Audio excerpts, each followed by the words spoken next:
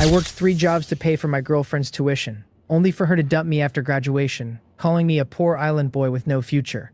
Broken, humiliated, I returned to my dying hometown on Giowa Island. Then a system awakened in my vision, giving me an infinite sea scan, with rare shrimp and 1 in 10,000 white sea urchins worth millions one appearing clearly beneath the mud. I realized my future wasn't gone. It was waiting in the ocean. Before we continue, please like and subscribe, it really helps the channel. But how did this start? Let me take you back to the moment everything changed. A long-distance bus, then a smaller one in the next town, then a local village bus the rest of the way to the pier. Just as I was about to board, strong winds suspended every sailing. 2 days stranded, the ferry finally pushed off on day 3. 3 hours of salt air across the strait to home. As a kid, I got seasick on every swell, and the islanders mocked me for it. Now the breeze smells good, and my stomach holds. I have grown up. The aunties along the road wave and I wave back. The village is thinned out. Old people, small children. Almost everyone young is gone to the mainland, chasing better money. Gio is too far out for anything to reach easily. Most families scrape by. Mine is no exception. I push the door open, and the house is a museum. A black and white television, an arm-length tape recorder,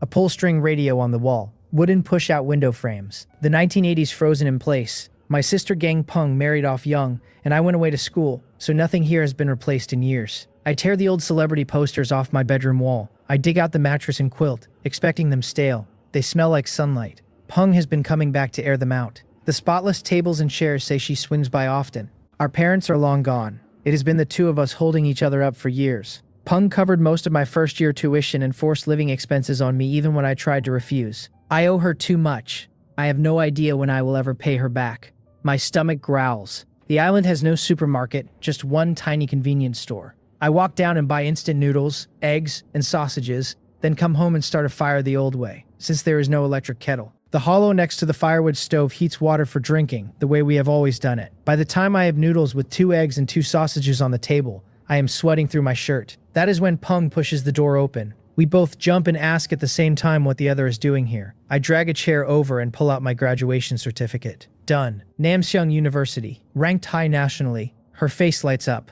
then freezes. She has remembered Ye Chun Chun. I save her the question and tell her plainly that Ye Chun Chun got into grad school and broke up with me. Peng wants to say something but cannot find the words. Ye Chun Chun and I grew up here together. Childhood sweethearts, neither family well off. Peng knows a lot of Ye Chun Chun's living expenses came from the part-time work I did. She watches my face for cracks, finds none. She tells me a college graduate can do anything. I sigh and ask her if she remembers my major.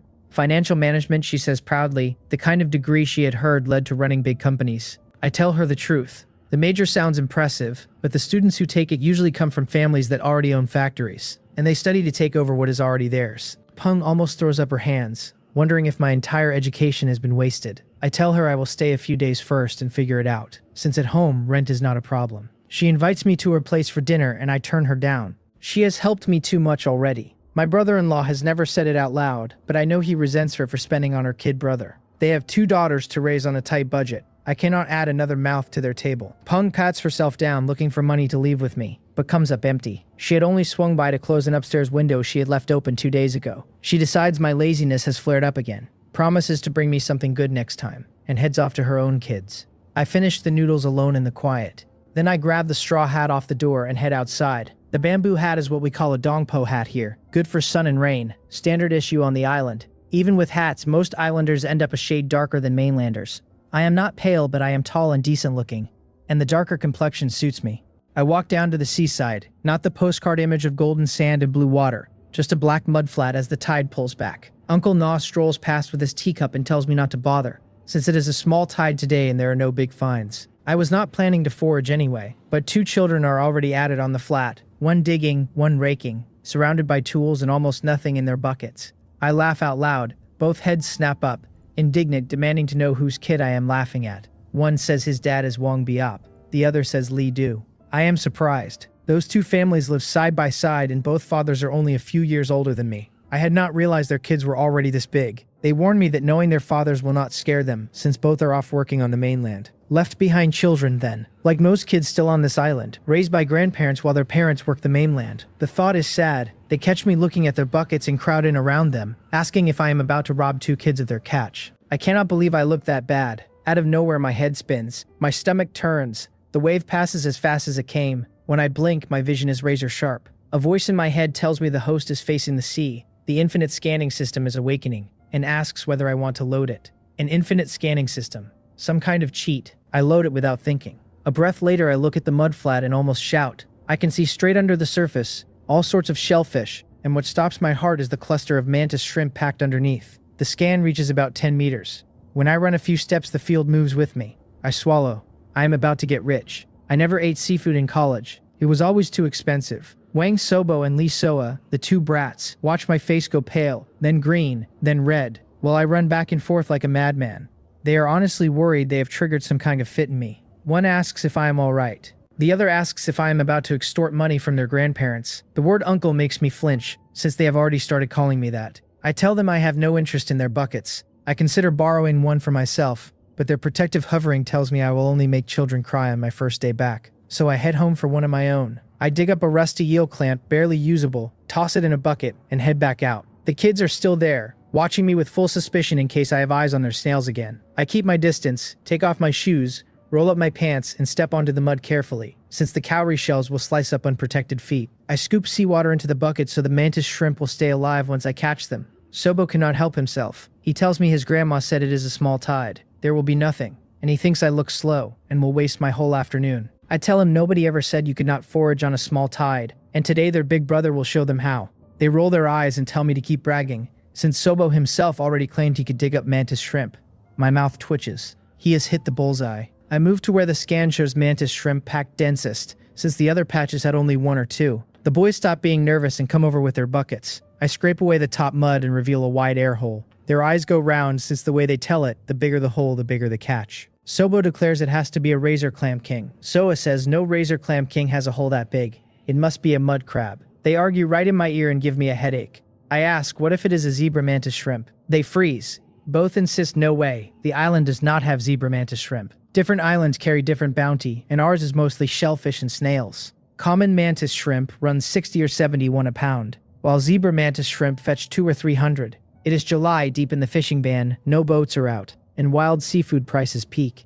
A zebra mantis shrimp would clear 300 a pound. The boys are sure it is not a zebra mantis shrimp. The curiosity is killing them. The mantis shrimp is deeper than I expected, and my home clamp will not open wide enough down there. I ask Soa for his shovel. He hesitates, then hands it over. I scrape away most of the mud and turn up 2 cat's eye snails, squeeze the water out, and drop one in each kid's bucket. They look touched, since they had thought I was a bad guy. I shovel a few more times and stop with about a foot of mud left, afraid any more digging will spook the mantis shrimp into bolting. The scan shows the burrow is U-shaped with another opening on the far side. The mantis shrimp is already heading for the escape. I roll up my sleeve and shove my arm in. Sobo covers his eyes, certain a big crab will pinch my fingers off. The scream never comes. He peeks, sees me pull my arm calmly out, and is ready to mock me for coming up empty, until he sees the mantis shrimp clutched in my hand. I drop it into my bucket. Soa cries out that it really is a zebra mantis shrimp. The stripes are obvious, and it is a big one, at least 5 or 6 ounces. Soa notices before Sobo does that it has roe, orange-red glowing through the translucent shell, which makes it worth even more. Sobo sucks in a sharp breath, imagining how nice it would have been to find this one himself, and puts the price at 200 or 301. I ask them what they think. They trade a glance, decide my eyes are full of mockery, grab their buckets and run. I am speechless. That makes me look like a real villain. The truth is I was tense too.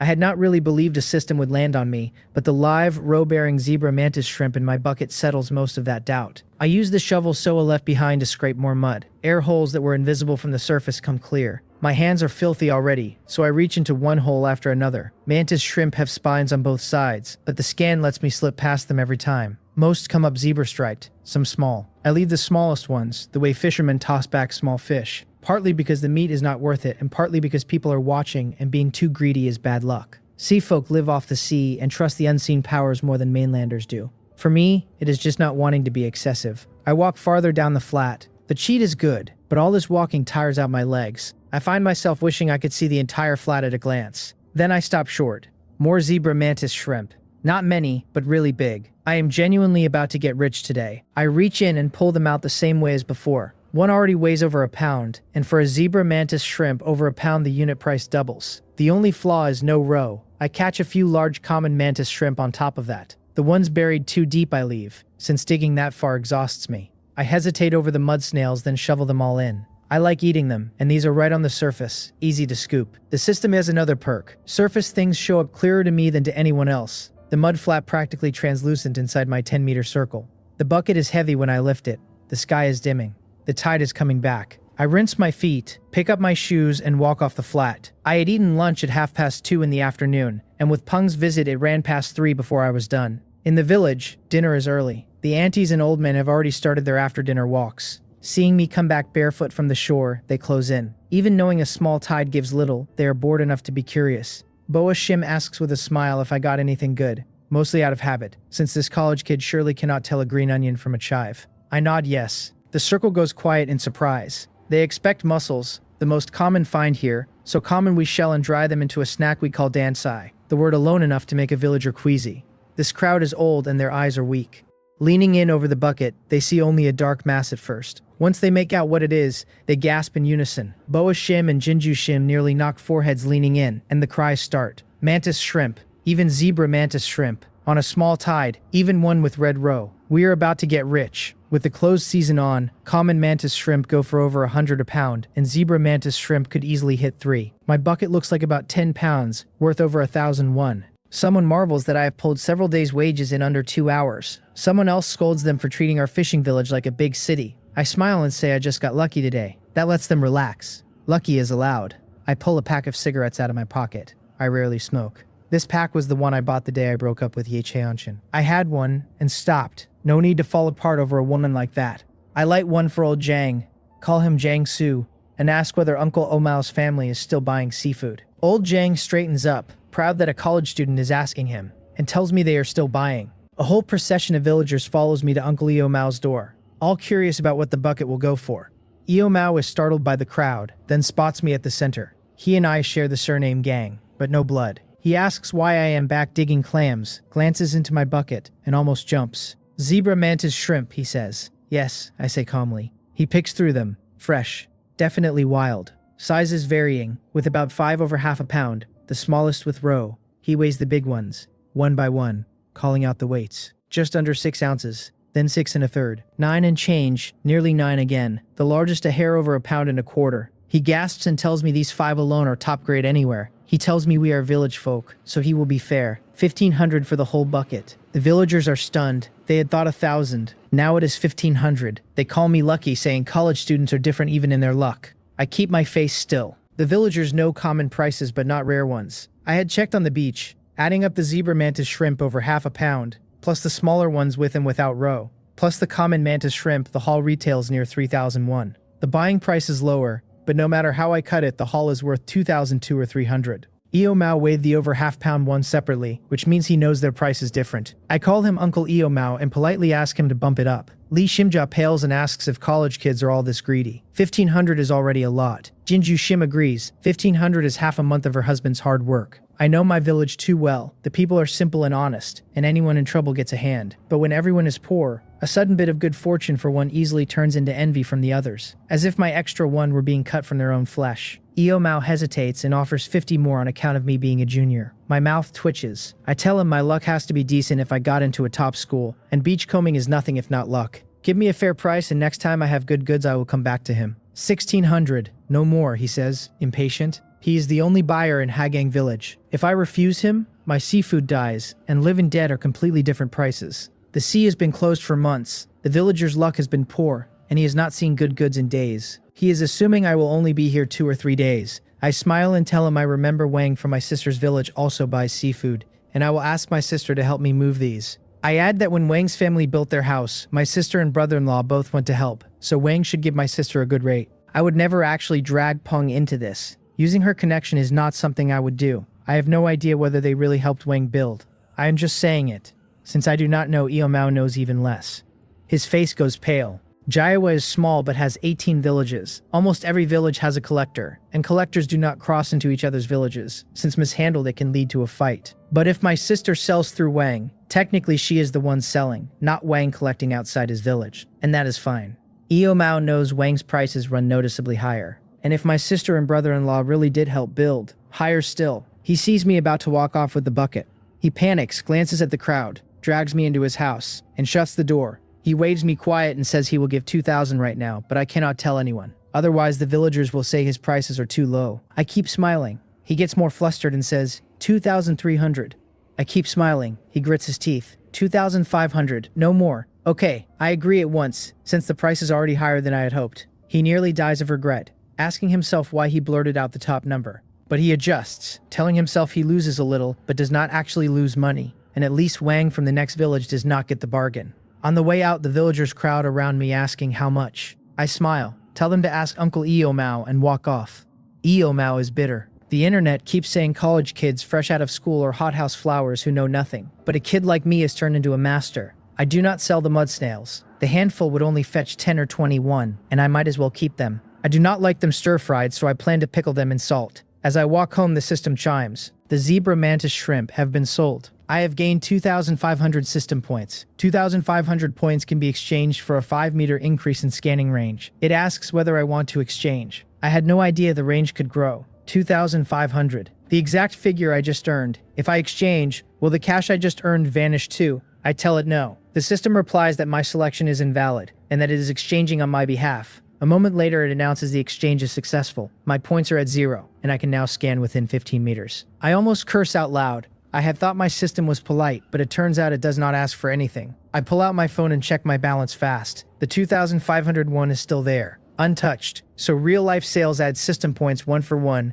and the system can drain its own points without touching my actual money. I ask how much the next expansion costs. It does not answer. I ask again. The system finally answers. Another 2,500 points for the next 5-meter bump. I run the numbers and the system is plain. For every 2,501 I earn, 2,500 system points drop in, redeemable for 5 more meters of scanning range. So 25,001 buys me 50 meters. Building a life in my hometown is not as hopeless as I feared. I finish dinner and decide to walk it off and grab supplies. Mom and Dad still used a wood stove. Too much trouble for me. I plan to buy an induction cooker or an electric pot and fresh tools for clam digging, since the relics in our shed are years past saving.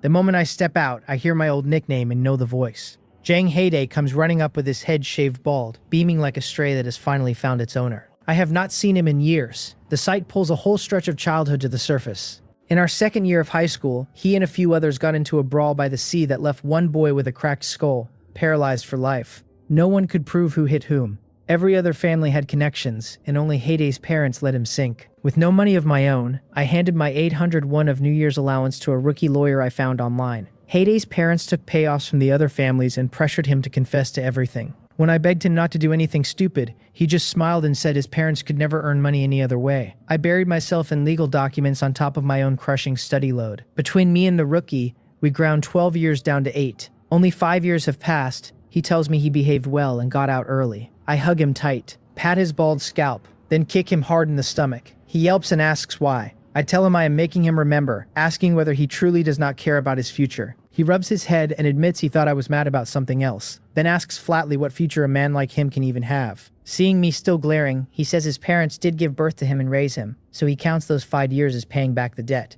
and the only person he still owes is me. I decide he is not beyond saving and toss him a cigarette. He says he loves this brand. In 5 years, his parents never visited once. Only I did. My polite manner fools people, but as a kid I got into plenty of mischief myself. I just happened to test well without studying while he stayed at the bottom. He suddenly digs 451 out of his pocket and shoves it into my hand, saying he heard I am back to make a go of it and wants me to hold on to this. Before I can refuse, he bolts. Boa Shim catches it and chuckles that Haedae's brain is acting up, since he just borrowed 500 from his uncle and handed me 450 of it. I stand there stunned by this idiot brother of mine. I walk to his house and hear him on the phone, telling someone there is another group fight in the works, but 2 packs of cheap cigarettes will not cut it. It has to be a whole carton of the good brand. His Han Hyung likes the good brand, and he has to keep half. He yelps when my boot hits him, turns, finds me grim-faced, and asks why I came. I ask whether he learns nothing, whether he has forgotten how he ended up inside. He realizes I overheard. I can see he does not actually want to fight, but Han Hyung is back. He wants to do something for me, and fighting is the only thing anyone ever asked of him. He glances at me, afraid I will be disappointed. I want to kick him again, but cannot. There is always something pitiable hidden inside every hateful person. He was born 12 years after his older brother, his mother heavy enough that she never knew she was pregnant until the day before. The captain's boat pulled in for cleaning that night. His lazy father shoved the job onto his mother and she gave birth on the deck before she could finish. The captain went berserk that a woman had come aboard and given birth, certain his luck was ruined, and he fired Haedae's father on the spot. With family planning fines piled on top, his parents pinned every misfortune on Haedae and beat or screamed at him until he grew into exactly the troublemaker they called him. I try to push the money back. He refuses, insisting he still has cash. I ask how much. He proudly says 51 as if it were a fortune. I laugh and ask whether Gonghan has fallen so far he needs Jang Haedae's pity money. He stammers that he did not mean it that way, that I got into a top school and am, of course, the most capable man he knows. I stuff the money firmly back into his hand and ask if he is coming to the beach tomorrow. He asks why anyone would, certain the village would only laugh at him for trying. I tell him I am back to build my life here and I need a helper. He slaps his chest and swears he has endless strength. I ask whether he still plans to fight, and he shakes his head hard and says he has real work now. He does not say it out loud, but I know he tried for honest work after his release, and everyone knew within a day that he had done time, and even the peer crews refused to hire a jinx. Following Han Hyung beats drifting. I ask whether he wants a wage or a share. He asks for 1/10. I agree and feel generous. I ask where his family's motorbike is, since I need to reach town. The motorbike was bought after he went inside, with the hush money the other families paid his parents, the same money that funded his brother's wedding before being handed to that same brother. He hesitates, then waves it off, figuring he will just take a beating when he gets home. He sneaks the motorbike out, I take the throttle, and I tell him to tell his family I am paying him 81 a day, to save him face. He promises. Half an hour later, we roll into town. I head for the fishing tackle shop. I grab 2 straight-mouthed and 2 curved-mouthed pliers, sized for eels but workable on octopus, 151 after bargaining. I add 2 pairs of high-top rain boots, a dozen pairs of non-slip puncture-resistant seafood gloves in bulk, since they are disposable, 2 sets of sun-protective clothing because the sea sun paints a man black and white on the same body, a headlamp for night work. I grab a short-handled iron shovel and rake for clean catches, and a long-handled shovel for heavy turning. The boss pushes ground cages on me, and when I hesitate over the fishing ban, he reminds me I can set them in the reservoir or the river. Most islands have no fresh water, but Giowa Island has both far from my house. Under his pitch, I take 6 smaller cages for next time, and a large can of bait. On my way out, something in the corner shaped like a long water gun catches my eye. The boss lights up since it has sat unsold for days. The villager's slow to accept anything new. He calls it a shrimp pump. You aim the head at an air hole, squeeze, and it lifts ordinary shrimp, mantis shrimp, and sea worms alike. As kids, we used rope snares for mantis shrimp, but too little force missed and too much tore the shrimp in half, while he swears the pump never crushes a catch and delivers them lively. I ask for an instruction manual. He is stunned, since no one on this island has ever asked, but he digs it out. Reading the booklet, I decide this thing is a godsend. 81 each, lowest price. I grit my teeth and take 2. Haedae asks if I want a landing net, 10 each, and I take 2. I came in with 2,501 and never imagined the tackle shop alone would chew through 1,600 of it. Stepping outside, I notice a closed shop next door with a cardboard sign reading seafood wanted and a string of numbers below. I save the number but do not call. Passing a newly opened restaurant, I see a van unloading goods while the boss lady stands with a notebook tallying. Haedae's eyes lock on her, shapely and charming in 27 or 28. I chuckle and ask if this is his type. His face goes crimson, but he shakes his head hard, telling me an ex-convict does not deserve a woman's affection and would only ruin her. Then he asks if I really broke up with the Achanchian. I tell him yes. He asks why, since he could always tell I truly loved her and assumed we would marry. I tell him when it is over, it is over. No need for so many whys. He keeps staring like he cannot move, and I pull him along before the boss lady writes him off as a pervert. At the small supermarket, I pick up daily necessities and 2 Barbie dolls from the toy corner. At the counter, I toss Haedae a pack of cigarettes, and he pockets it quickly. Certain Han Hyung is still good to him. I tell him to make do. I will get him better ones once we are on our feet. He laughs and says these are great. He used to smoke 10-1 trash. Privately, he thinks my optimism is overcooked, and we will be lucky to earn back the cost of the gear, but he cannot bear to dampen me. At the entrance, I load up on vegetables and snails from our reservoir. The vegetables homegrown by villagers selling leftovers. Everything fresh and pollution-free. Every one from selling the mantis shrimp is now gone. Haedae is alarmed at how fast money leaves my hand and offers his own, but I tell him that money is still his uncle's, and we will forage again tomorrow. He thinks foraging will not keep us from starving, but he sees my eyes and goes quiet. Passing a gas station, I pull over and ask him for 100. He hands it over without thinking. I have the attendant fill the tank, and he protests that there is still gas in it. The motorbike sips. The fill costs only 12-1. I hand back the 88. I tell him we cannot let his uncle look down on us when we borrow his motorbike. He says nothing, knowing Han Hyung is doing it for him. Nearing the house, I spot Gang Peng walking toward me. I send Haedae to carry the load inside and take the motorbike home, then ask my sister why she is here. She watches Haedae's retreating back, weighing his record, then reminds herself I am a grown man and a top school graduate, and serving time does not bar a man from changing. She brought a mat and mosquito coils, knowing the old mat is long past use and the wooden bed is brutal on my back. I had not thought of mosquito coils. I dig out the 2 Barbie dolls and tell her they are for my nieces. She looks like she might cry, her little brother having grown up enough to think of others when it used to flow only the other way. She takes them and scolds me for spending so much. I hear a woman saying one thing and meaning another. After she leaves, I find the television no longer turns on. The tape recorder still plays cassettes, but I am not in the mood, so I lie under the electric fan and scroll my phone. Island summers never bite like city ones. One fan is plenty. The only drawback is the patchy signal that makes every video stutter. I fall asleep and wake up groggy. The Tide app shows 2 tides today. The first from 4 in the morning to 7, the second from 4 in the afternoon to 8 at night. The first window is already gone. Only one window a day usually falls at a humane hour. The others before dawn or in the dead of night. I wonder if living by the sea will mean working those too. I will let nature take its course. The village has too few people for breakfast shops, so I throw something simple together. Foraging is at 4. I share a late lunch with Haedae at 3, and his cooking is better than mine. The snails are fresh enough that I end up eating an extra bowl of rice without noticing. We pack our gear, fill old military canteens against the heat, and head back to the same muddy beach. A small tide usually empties the village, but my haul yesterday must have lit a fire. Boa Shim, Lee Shimja, and Jinju Shim are out. Even Uncle Nai and Old Jang. Haedae mutters that he has never seen a small tide this lively, especially today's, which is smaller than yesterday's. Kids like Wang Sobo and Lee Soa make sense, but the adults are something else. I cannot blame them. The village is mostly old folks and small kids, and anyone who can scrape some earnings at home will. A small tide having no goods is only relative. With patience, there is always something, especially for elders with decades of experience. A few have already pulled small mantis shrimp, none of them zebra mantis shrimp. Today, there is even less to find. I pull Haedae aside and point to a spot ahead, asking if he can see it spitting water. He used to have better eyes than mine, but since the system awakened, my vision has left his behind. He rubs his eyes and says it does seem to be spitting. Spouts and air holes are the same thing. Something living is almost always underneath. I hand him the shrimp pump and tell him to dig there. I take my gear toward an emptier patch. Scanning range now 15 meters. The extra 5 not much, but it spares real labor. I stop where the system flags a zebra mantis shrimp underneath. By now the villagers have swarmed Haedae, because the spot I sent him to is exactly where mantis shrimp gather. I spit into my palm, grip the pump, and miss the first pull. The second comes up with a zebra mantis shrimp twisting on the end, and another follows right after, both over half a pound. I switch to pumping ordinary shrimp. The tackle boss was right. The pump is fast and never breaks the shell. No contest with the old rope snare.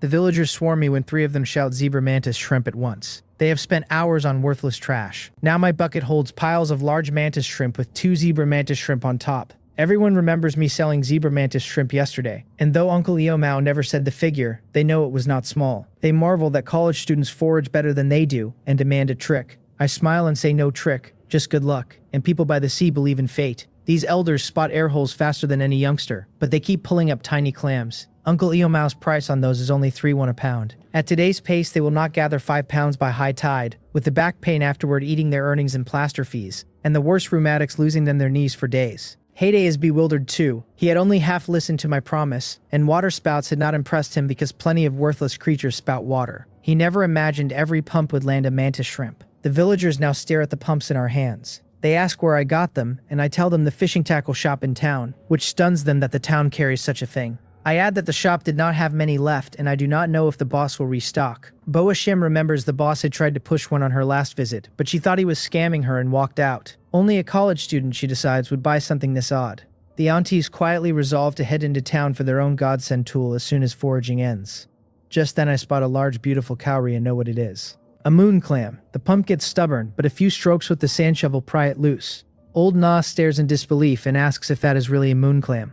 I drop it in the bucket and tell him it should be. Moon clams are not worth as much as zebra mantis shrimp, but they are heavy. 4 or 5 of this size make a pound, and a few more would mean huge profit. Old Na's earlier mild discomfort turns into real trouble breathing, because both of us were turning cowries, so why did mine come up moon clam while his came up ordinary? I reach over to steady him and ask if he is alright, because a fit of anger at his age could put him in bed. He forces himself calm, says he is fine, and turns back, refusing to believe all the luck has fled to me. Haedae walks over with only the mantis shrimp I had him pump, and some cheap shellfish, but he is satisfied, ready to comfort me if my haul has gone badly.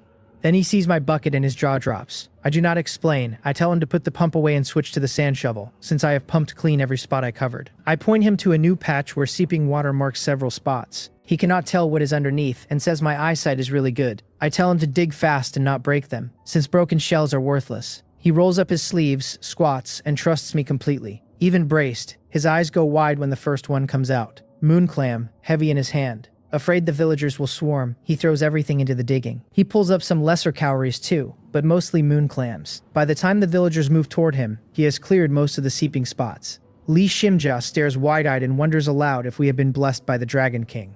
Haedae shifts to a new spot, but this round his finds drop to worthless. The villagers' eyes pivot to me. Seeing me scoop up moon clam after moon clam, they crowd toward my patch. Lee Shimja smiles and asks whether I mind them digging here too. If I refuse, I will drown in gossip, so I say the mudflat is not mine, anyone can dig. She squats and shovels, telling me she never expected someone so young to be this good at finding spots. 2 or 3 shovels in, she pulls up a tiny cowrie and nearly curses. Just as my shovel beside her dig turns up a moon clam, her mouth opens and closes. Since the two are right next to each other, she stares. When I bring up 2 ordinary cowries in a row, she relaxes, since nobody can be lucky all the time. But the third thing I pull is another moon clam, and the fourth yet another. If those 2 cowries had not been blocking these, I would not have bothered. Lee Shimja goes silent. About an hour later, everyone else is losing steam while we only grow more enthusiastic. By the end, we have more than half a bucket of mantis shrimp and a full overflowing bucket of moon clams between us. The villagers' hearts go cold.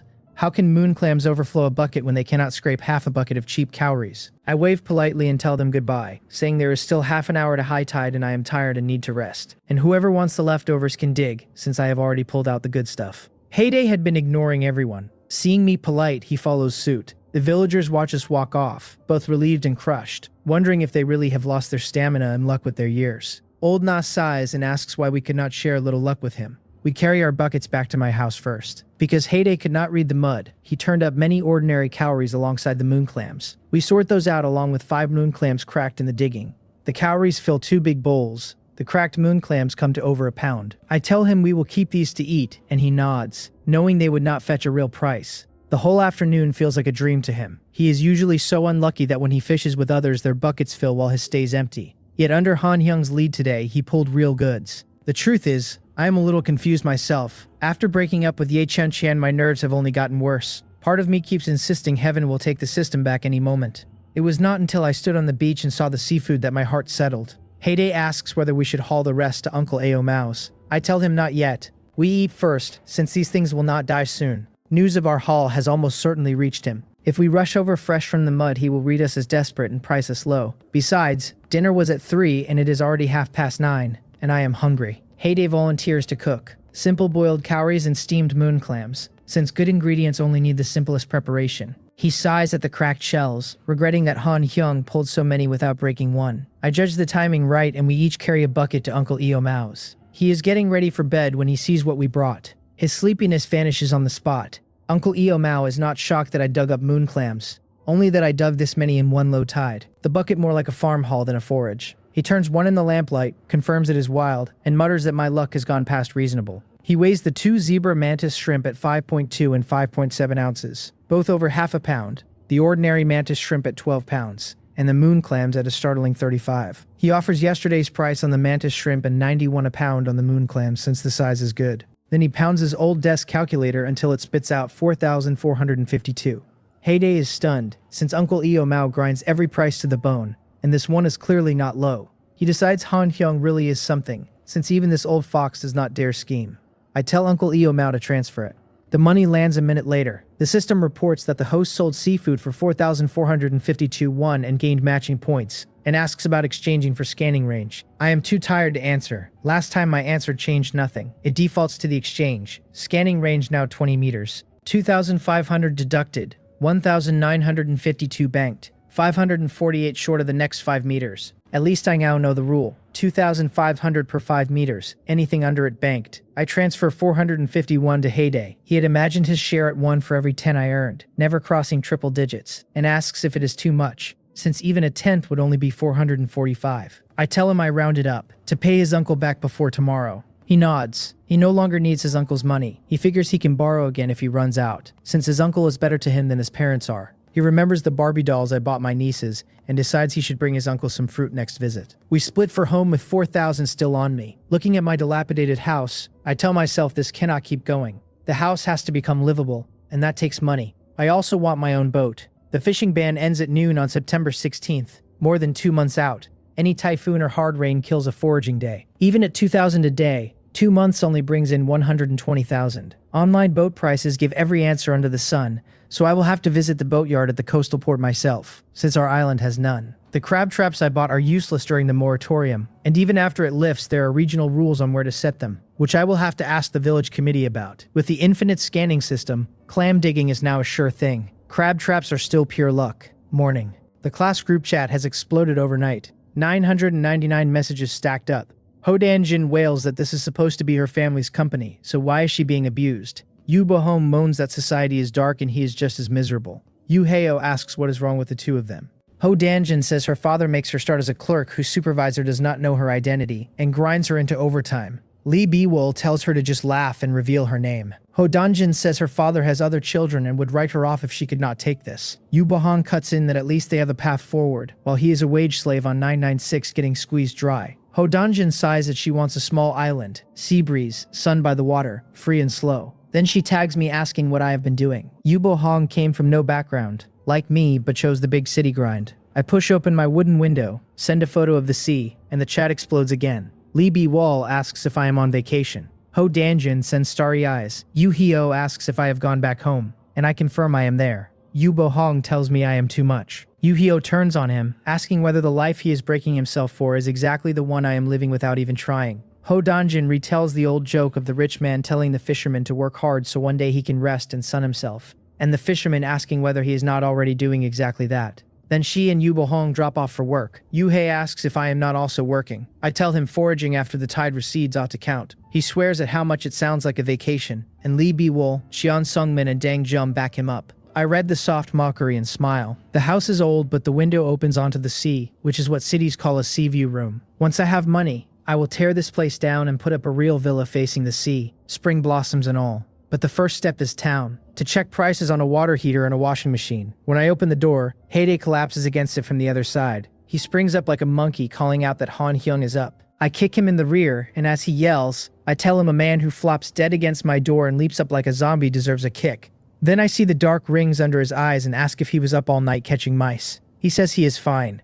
The truth is his mother laid into him again, blaming worn motorbike tires on him, and going off about why he had not died in prison. He had wanted to slam the 451 in her face but held back, telling her instead that I had given him 80 per trip. She rambled that the village said I had hit a big haul, and 80 was beggar money, and when he stepped out she still tried to take it. His heart went cold, he threw it down and walked off, drifted over to my doorstep, leaned, and fell asleep. He wants to go to town to spend his earnings. Money on food beats money on trouble. I let him drag me to Howengrey restaurant, supposedly the best in town. When I see the boss lady, I remember he stared at her for an hour yesterday. She is rushing through the dinner hour, already glossed with sweat, her thin shirt outlining a striking figure, and Haedae beside me is close to a nosebleed. There are no open seats, but Haedae was so eager that I am willing to wait. The boss lady walks over trailing cherry blossom perfume, greets Haedae warmly, and offers us a private room upstairs. I am surprised he is on those terms with her. I tell her the place is not small at all, since every restaurant on this island is a hole in the wall. She says on Gioa Island they just get by, and leads us up. I take a window seat. She points to the QR code on the table and tells us we can scan to order or order from her. Normal in cities, but a first on our small island. Haedae stammers that he does not know how, and asks her to pick a few of her best dishes for Han Hyung and him, sweating from the awkwardness. She smiles, says she will really just pick whatever then, and winks. His face goes red and he manages that anything is fine. After she leaves, he explains that he was her opening day first customer and had even helped her move goods. With no real work back then, he came every other day for egg fried rice and grew familiar. I stare. This is a seafood restaurant. He says he had no money. I decide I like the boss lady too, for not throwing him out for ordering egg fried rice day after day. A moment later, a sweet-faced girl walks up with a tray and sets down a sea bass. Where the boss lady is bold, this one is pure, with an unforced allure. She tells us her sister thought we could not finish more, so she set 3 dishes and a soup, naming pickled chili fish skin, scallion oil clams, and dried clam and vegetable soup. I am even more sold on the boss lady who did not bilk us with lobster on Haedae's blank check, just fair price sensible portions. I ask if she really is the boss lady's sister. She says everyone tells her she does not look like her. They do not, but each has her own draw. She says she is helping out on summer break from school. I tell her sister set us up perfectly and to pass on her thanks. The food is genuinely good. They finished us with a fruit platter. My phone buzzes. Yu Bahong tagging me again, asking what I am doing. Eating, I say. Haedae asks what. My classmates are extraordinarily bored. I take a slightly blurry photo of the table and send it. Yu Heo asks if I am kidding. This is my lunch. I tell him I am out with a friend and ask if young Master Yu looks down on a poor man's meal. He sends back a sandwich and yogurt with a plaza behind it, complaining his father shoved him out to hand out flyers because the company is short-staffed. Ho Danjin posts her own work meal made worse by the takeout box, writing that they are living such bland little lives while I am living too well. Seen this way, the rich second-generation kids are not all that enviable. When Haedae pays, the boss lady charges only 181. In the city it would be 250 at least. The tide will not recede until 8 at night and rises again at midnight, so I want a nap. Haedae heads off to the internet cafe. On the supermarket's outer wall, dozens of numbers are stuck up. Private drivers who live in town and charge 30 or 41 for an 8 or 9 minute ride out to the village. I ride the electric bike home, plug it in to charge. By the time I wake up it is full. When I bring the electric bike back, Guihua Shim tries to keep me for dinner. I decline. As I leave, her little grandson sprints over wobbly on his small legs and slaps me on the rear. She yells at the rascal, asking what he is doing. He tells his grandma she said herself that I have good luck and she should get close to me to rub some off. And now he is doing exactly that, rubbing his 2 small hands together. Her face goes beet red and she tells me not to listen, asking how an aunt could have such a thought, and she does not even believe herself. I tell her it is fine. I was just as mischievous at his age. On the way out, I pass Wang Sobo and Li Soa, and both little rascals look at me strangely. Then Boa Shim comes toward me with a wide ingratiating smile and asks for an old piece of my clothing. She wants to put my old clothes under her daughter-in-law's pillow to soak up good fortune, since her belly has not stirred. I am stunned. I am no goddess of mercy who grants children, and the thought would haunt me at night. I cut her a scrap of old tablecloth instead. She leaves cradling it like treasure. Foraging is at 8. Haedae rolls in from town at 7:30 on some second-hand bicycle. Fresh from the game but right on time. The mudflat has even more people than yesterday and is fully dark. Headlamps and flashlights swinging everywhere. Haedae grumbles that they are trying to snatch our goods. My heart is calm. The sea belongs to everyone. Even the 2 aunties who treat the mahjong parlor like their own living room are out tonight. The able villagers all left long ago, and the ones who stayed turned lazier by the year. Some of these aunties are only 40 or 50, with husbands working off island while they play mahjong all day and write home for more when they run dry, never thinking to earn it themselves. Tonight's turnout is rare. Old Jang spots me and shouts. The whole crowd stops digging to converge on me, patting my shoulder, reaching for my hand. I slip out, grateful that they do not chase. I lead Haedae north up the long coast to where the sand thickens into mud. My scanning range is 20 meters now, the dark no hindrance, but I hiss to myself, since there is nothing good under us tonight. The system gives me sight, not luck. If a stretch is empty, I cannot dig what is not there. The villagers behind us are no better off, only cheap cowries.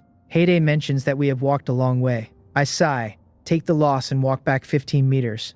I ask if he brought the salt bottle. With no good targets tonight, I am back to old tricks. He pulls 2 large salt bottles from his pack, since on a natural mudflat anything can turn up, and he packs a bit of every tool, which is why his bag is so heavy. I scrape the top layer of sand and mud aside, exposing a dense field of small holes. He asks if these could be razor clams since they cluster. He aims the bottle's tip into a hole and squeezes. The hole spits water and goes still. A second dose pushes the razor clam out. He drops it in the bucket, asking if a bamboo razor clam this big counts as a razor clam king. I tell him that among wild ones, that size is large. Razor clams are cheap because so many are farmed. The glut keeps wild prices down. This size might retail at 41 a pound, 20 or 30 to Uncle Eo Mao. Today's haul is not the equal of the last 2 days, but without the system I would never have found them. I dose a dozen holes at once. At this concentration every razor clam shoots up, and I scoop each one before it can drop back. Salt leaves them whole and spares the labor. Haedae cleans his patch fast, and I tell him his speed is impressive. The boy who never flinches in a brawl looks shy. I see him about to dig at random and stop him, point due south, and tell him to walk 10 meters. 10 meters out he scrapes off the top and small holes show up. He grins and tells me Han Hyung is really something, that people really do need to read more, otherwise they cannot even forage properly. With the system I do not want to overwork, but without good items I have to make up for it in quantity, which costs stamina. This patch is rich, and I plan to take everything. The villagers hustle over with buckets, but they cannot just plant themselves in the nest I found. They ask how I am so good when they have never seen me forage before, and one mutters that my luck is too good and they should rub some off. Their earlier touches transferred nothing. I decide to bluff, telling them it might be because I read so much, and they could do it too if they read more. Since wind, hole size, and wave speed are all knowledge, I really do not want any more groping. Old Jang lights up and asks what kind of knowledge and whether I can share. I just smile. His old face flushes and he cannot push further. The village used to have craftsmen, and a craft was a livelihood, so they did not give up secrets just because someone asked. The others doubt me for a moment, then decide it must be a mix of luck and learning, and that people really should read more, while they, common folk, will go on muddling through. I dig with pinpoint accuracy under their stares. And Dabe, queen of the mahjong parlor, suddenly finds the cards less compelling and drops down to dig like a dog. Jinju Shim asks what she is so worked up about, since it is me finding the good things. And Dabe says she loses at mahjong because of bad luck, and clamming will be her luck test the day she finds good things on the mudflat being the day she can take her luck back to the table. Jinju Shim finds this very reasonable, and drops down to dig too. What we dig today is almost all razor clams, with the occasional clam or small snail, which we take too. Since I need vegetables, I set a few aside. By noon we are back earlier than I had planned. I do not pound on Uncle Omau's door in the middle of the night. Just keep the razor clams alive in a tub of seawater. By morning they weigh 60 pounds. Uncle Omau prices them at 32 a pound, the highest he can go. The final tally is 1920. Even under 2,000, the villagers look at me as if I were divine, smiling at me like devotees facing a great leader, certain a smile back will earn them a sliver of luck. My skin crawls. The system reports the sale of 1921 in seafood, and matching points totaling 3,872. The exchange goes through. Scanning range now 25 meters. 1,372 banked. 1,128 short of the next. Then it tells me to please continue working hard. I did not expect the system to start cheering me on. Back home, I transfer 192 to Haedae. We have a lot left over, so I call him to come eat, but his end is loud and he tells me he will not be coming. I hang up uneasy. Last night when he left, his bicycle turned toward town, not home. He could not be sleeping in an internet cafe just to play a game. I stretch and plan to doze in the rocking chair, but a knock drags me back up. The village chief is at my door with two identical girls. I stare. These are twins. He asks if I know about a couch surfing thing Ye Chanshin set up. I shake my head, though it would be just like her. He tells me these two are the couch surfers and lets them explain. The older sister Masomi says they are travelers who sleep on members' sofas instead of hotels to keep costs down, a community where everyone hosts in turn. The village chief explains, embarrassed, that Ye Chanxian listed her own home as the address, but she is not here and her mother refused to let two young girls in. With his own tigers at home, bringing them back would set off a row. Since I had been Ye Chanxian's boyfriend, he brought them to me. I tell him, we have already broken up. He stiffens and asks what we are supposed to do then, since a typhoon is coming and we cannot even leave the island. I ask what typhoon, and he tells me that is what the weather forecast is saying. I had seen the news yesterday that landfall would be the day after tomorrow, but I had not expected it so soon. I glance at the twins again, fresh out of college by the look of them, and tell them my living room is open but rough. They answer in chorus that anywhere with a roof is fine. I pull the door wide as the village chief lets out a long breath of relief. The Moss sisters drop their heavy bags inside and ask if they can shower after a full day on the road, both pretty in the same delicate fine-boned way.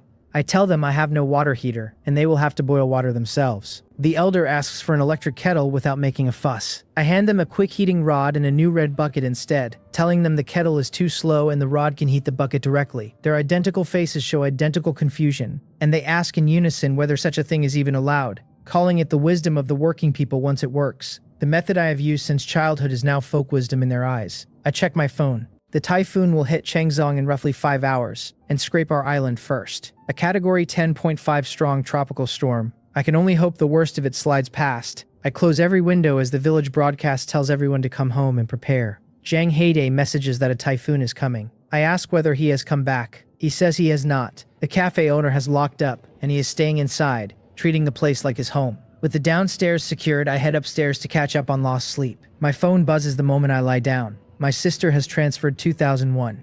I refuse it and send her 2,000 back. Gangpeng is surprised, since her brother always claimed he had money, and now it actually seems he does. She decides to check again later, once I have burned through what I earned in Namsong. Joe Hei beside her asks why she is grinning. She tells him her brother is becoming sensible. He says nothing. To him, I am only a graduate from a good school, not worth as much as before, but at least not a burden. Both transfers hang unclaimed. A knock pulls me up. The elder Masomi stands at my door in a thin silk nightgown with a plunging neckline, saying she wanted to tell her family she was safe but cannot get a call out. I pull on a tank top and tell her the signal is better up here. She slips past, her eyes lingering on my back. Downstairs, the younger is setting up a tent in the living room in an identical nightgown, and as I pass, she tugs the hem over her bare legs, which only opens the neckline further. Are they treating me like a eunuch? I decide to sleep in my sister's room, which she kept after marrying out. Before I can take more than a few steps, the younger asks if I have food. I offer instant noodles, but she pleads that they have lived on convenience food the whole trip. Fine.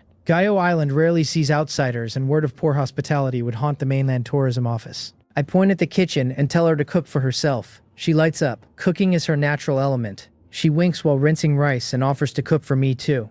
I accept. While she works, I duck out before the storm lands and walk to Gwiwa Shim's house for vegetables, pressing money into her hand when she refuses, warning her that if she will not take it, I will not come asking again.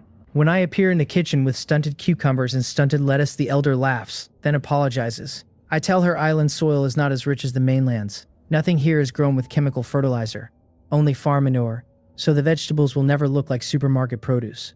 She suddenly feels shallow. She points at a green watery cube and asks what it is. Astragalus tofu, I tell her. When she objects that astragalus is a Chinese medicine, I tell her it is also food, cooling and detoxifying. Picked by Gwiwa Shim this morning. One bite turns into another, and she declares it is better than anything from a city dessert shop. She calls her sister down, and the two of them devour the tofu. I bring out yesterday's leftover catch, and the shellfish fascinate them. They name some, miss others, and I explain them one by one. The hermit crabs make their eyes go starry, and they beg to take the 5 back as pets. I wave them off, since hermit crabs are everywhere, and Haedae gathered these anyway. The twins do not know how to cook seafood, so I tell them to just boil everything.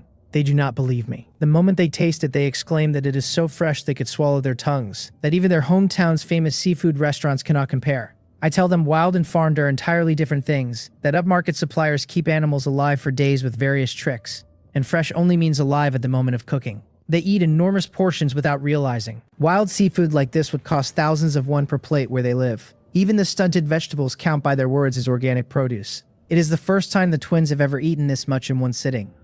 I think I might finally sleep, but another knock wakes me. Both Ma's sisters are at my door clutching pillows, telling me the typhoon is terrifying. Their hometown only catches storm tails, and they just watched a tree get uprooted outside. I am speechless. This is only a category 10.5.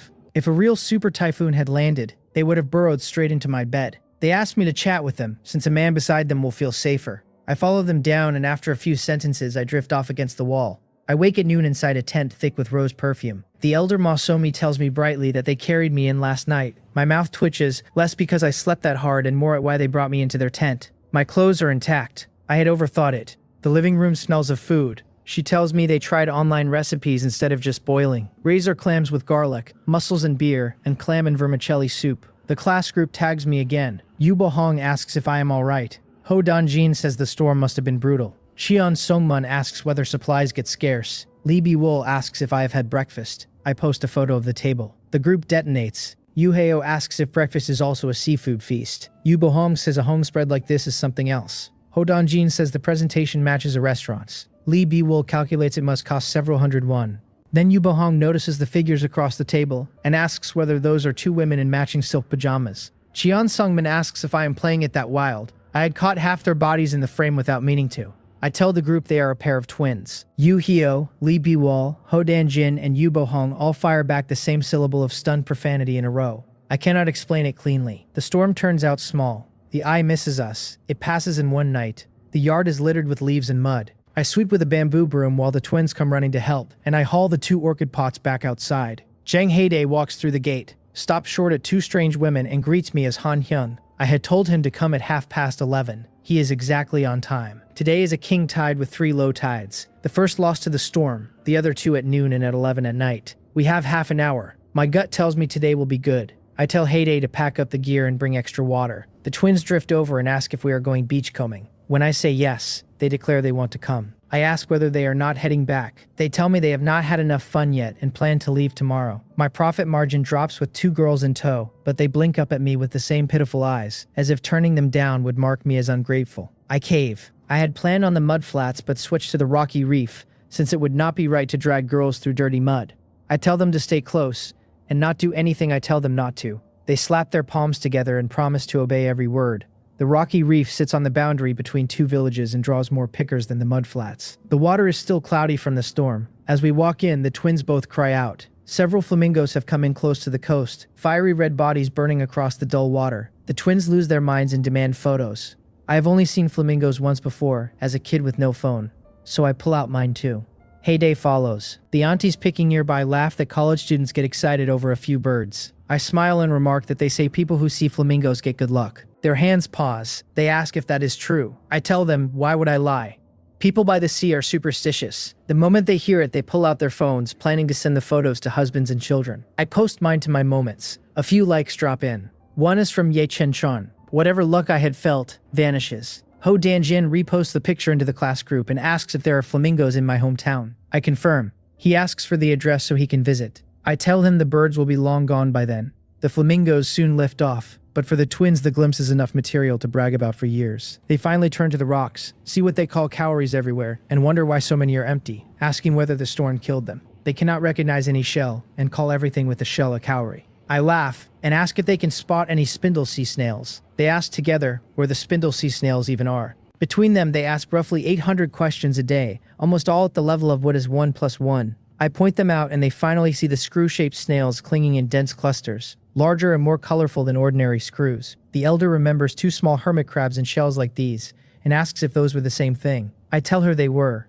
I explain that the empty cowries are actually oysters, some pried out by people, others eaten by spindle sea snails, and the hermit crabs and spindle shells had eaten the snails and moved in. The natural enemy of oysters is the spindle sea snail. The natural enemy of the spindle sea snail is the hermit crab. They listen, stunned, then clap and tell me I am amazing. I freeze. This counts as knowledgeable. Anyone by the sea would tell them the same. Haedae and I pry snails off the rocks into a net bag. The twins notice the holes are too wide and small ones are falling through. I explain that small spindle sea snails are inedible and filtering saves us sorting later. They ask whether so many mean we will get rich. I point at the swarm walking the reef, noting that king tides draw out even villagers who never pick. The aunties move faster than we do, and spindle snails do not fetch much per pound. Aunt Allen smiles and remarks that my mudflat luck had been very good, and that on a rocky reef where everything is visible, my luck should match theirs. I tell her again those few days were a fluke. Then I jump off my rock, scoop up 2 stranded turbot, and drop them in the bucket. Aunt Allen goes quiet. Jinju Shim says she just walked past. How did she not see them?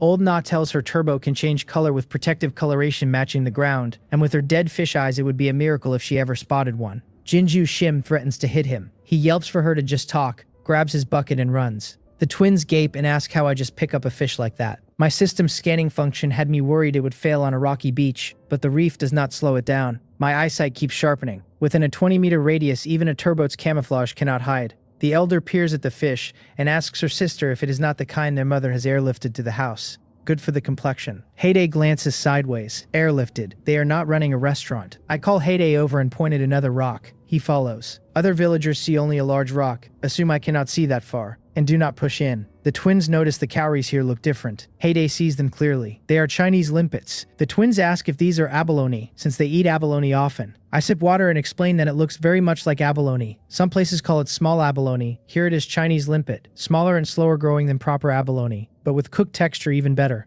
The younger asks the price. I say I do not know exactly, but they are worth far more than spindle snails. That wild Chinese limpet runs over 101 a pound conservatively and could fetch 200. There are chitons here too at roughly the same price. The moment they hear more valuable, they energize. Haedae and I have only 1 flat shovel each, but the twins try to peel the limpets barehanded, taking gloves off since gloves are awkward. Limpets are not poisonous and have no thorns, so I do not stop them. I warn them to be fast, because once a limpet senses pressure, its suction disc clamps onto the rock. The twins develop their own method, using the eel clamps I gave them to flick the limpets off before they can react. They work the chitons too. The elder asks if dried chitons are made from these, since her mother throws a handful into porridge. I almost choke. Dried chitons start at over 1,001 a pound, the good ones close to 2,000. A handful in porridge would make for very expensive porridge. The younger suddenly screams. I think something has happened, but she has only spotted a sea cockroach. The reef is crawling with them, and if one of those could scare me, I would have died of fright long ago. I leave the 3 of them with the chitons and limpets and walk to another rock. My eyes can now see straight through stone into the crevices and the spaces underneath. After the tide pulls out, plenty of animals burrow under the rocks, and strong men flip rocks blindly while weaker pickers poke clamps into cracks in hope. I do not have to guess. I spot an octopus and pinch a leg with my clamp. It is a strong one, and we begin a contest of wits and strength. The younger screams again, and I am about to ignore it when I hear the elder gasping that her sister is bleeding.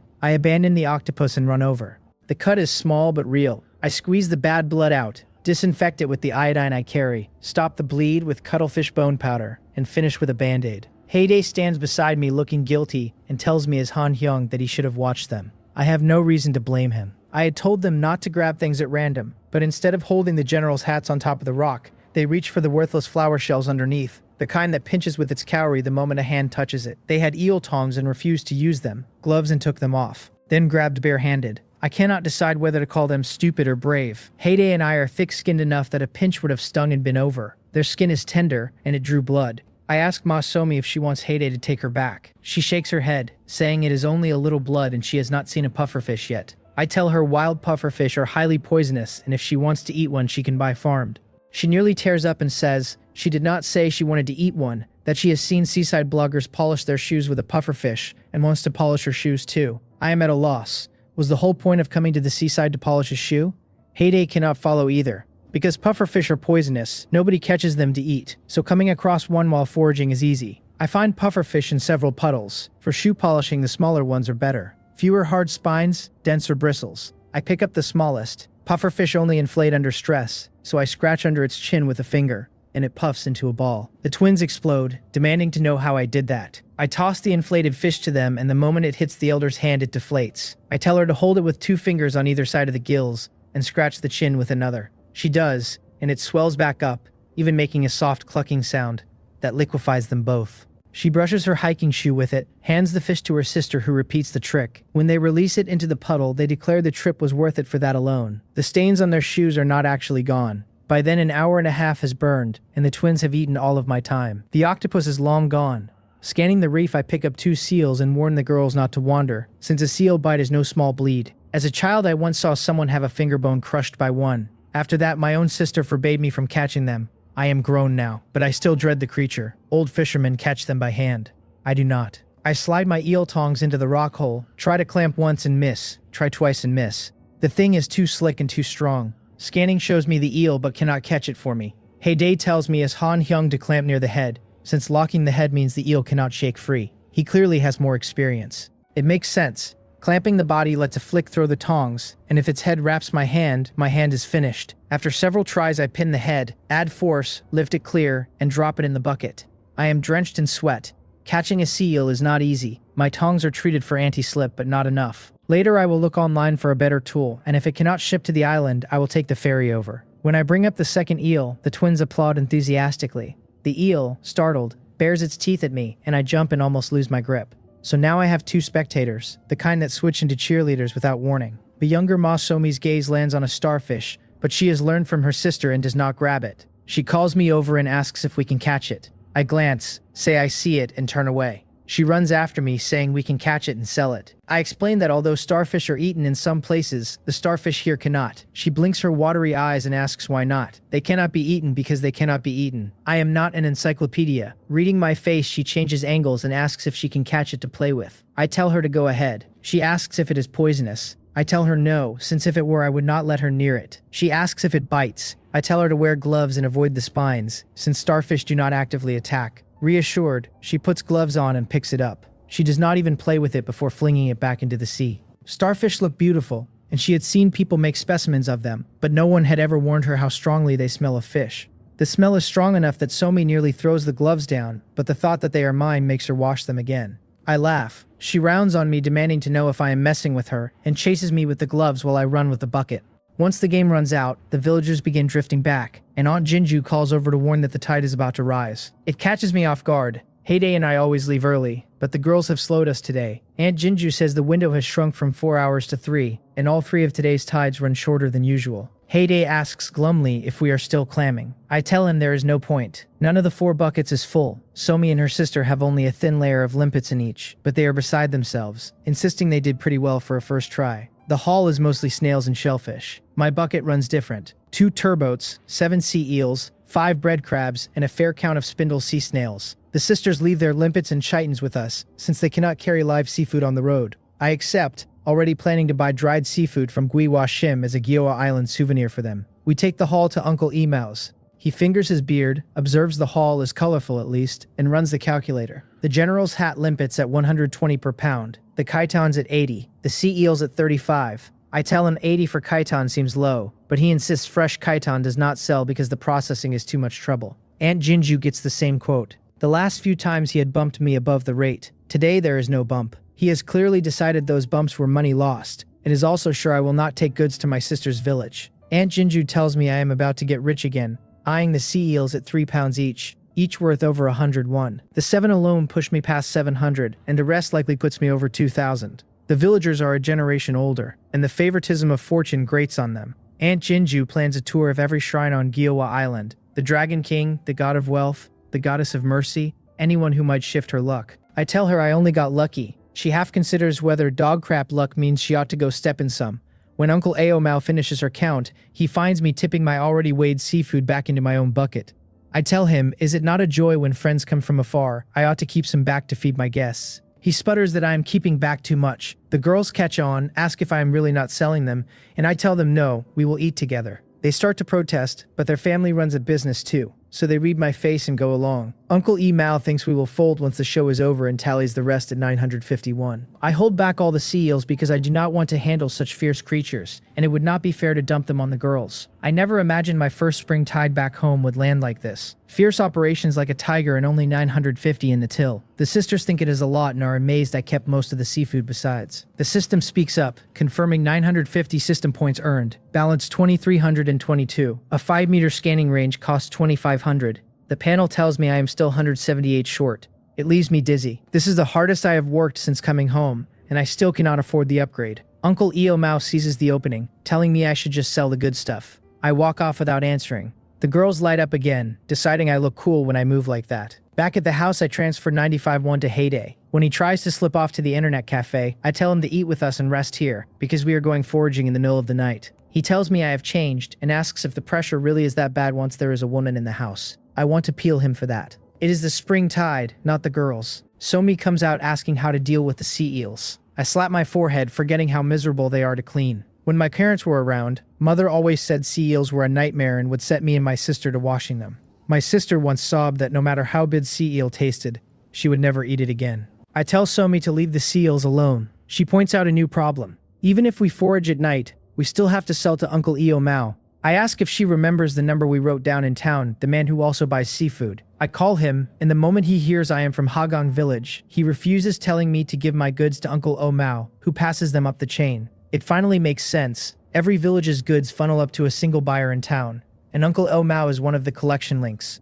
No wonder his family has no boat and still moves goods. He is simply a node in the chain. Haedae panics and asks what we do now. I tell him no living man lets himself be suffocated by his own piss. I ask if Haongre restaurant, the seafood place he eats at, buys fresh seafood. He does not know. I ask what he does know, and he shakes his head, because every time he eats there he is too busy staring at the boss lady. He has no phone number for her either. Just as I am about to peel him again, he remembers that the boss lady once mentioned an official account I could search. I type the name, the official account comes up, and after I follow it, an auto greeting pops up in a sickly cute voice pushing a group meal discount before the 15th, framed in a little emoji. The tone is clearly written by a young woman. I think of the boss lady's sister, the hotel management one who made the QR code. I tap contact us, dial the number that pops up, and a sweet voice picks up. I recognize her at once. I ask if her sister is there. She asks, whether I know who she is. I remind her my friend and I ate there last time. She remembers, says I am Haedae's friend, that Haedae has been making the rounds. I tell her my name is Ganghan. She introduces herself as Mangook, says her sister is busy and she handles part of the work. I ask if they buy what is good and fresh, but will not touch goods below standard. I ask what they pay for sea eels and General's hat. She checks the day's market. General's hat at 180, sea eel at 150, top notch only. My eyes nearly pop. The gap is enormous, almost retail. Anything beats selling to Uncle Mao's price, but those 7 sea eels alone would have netted over 100 more at her price. I tell Mangook from now on we will save the best for her restaurant. She laughs and says she will be waiting.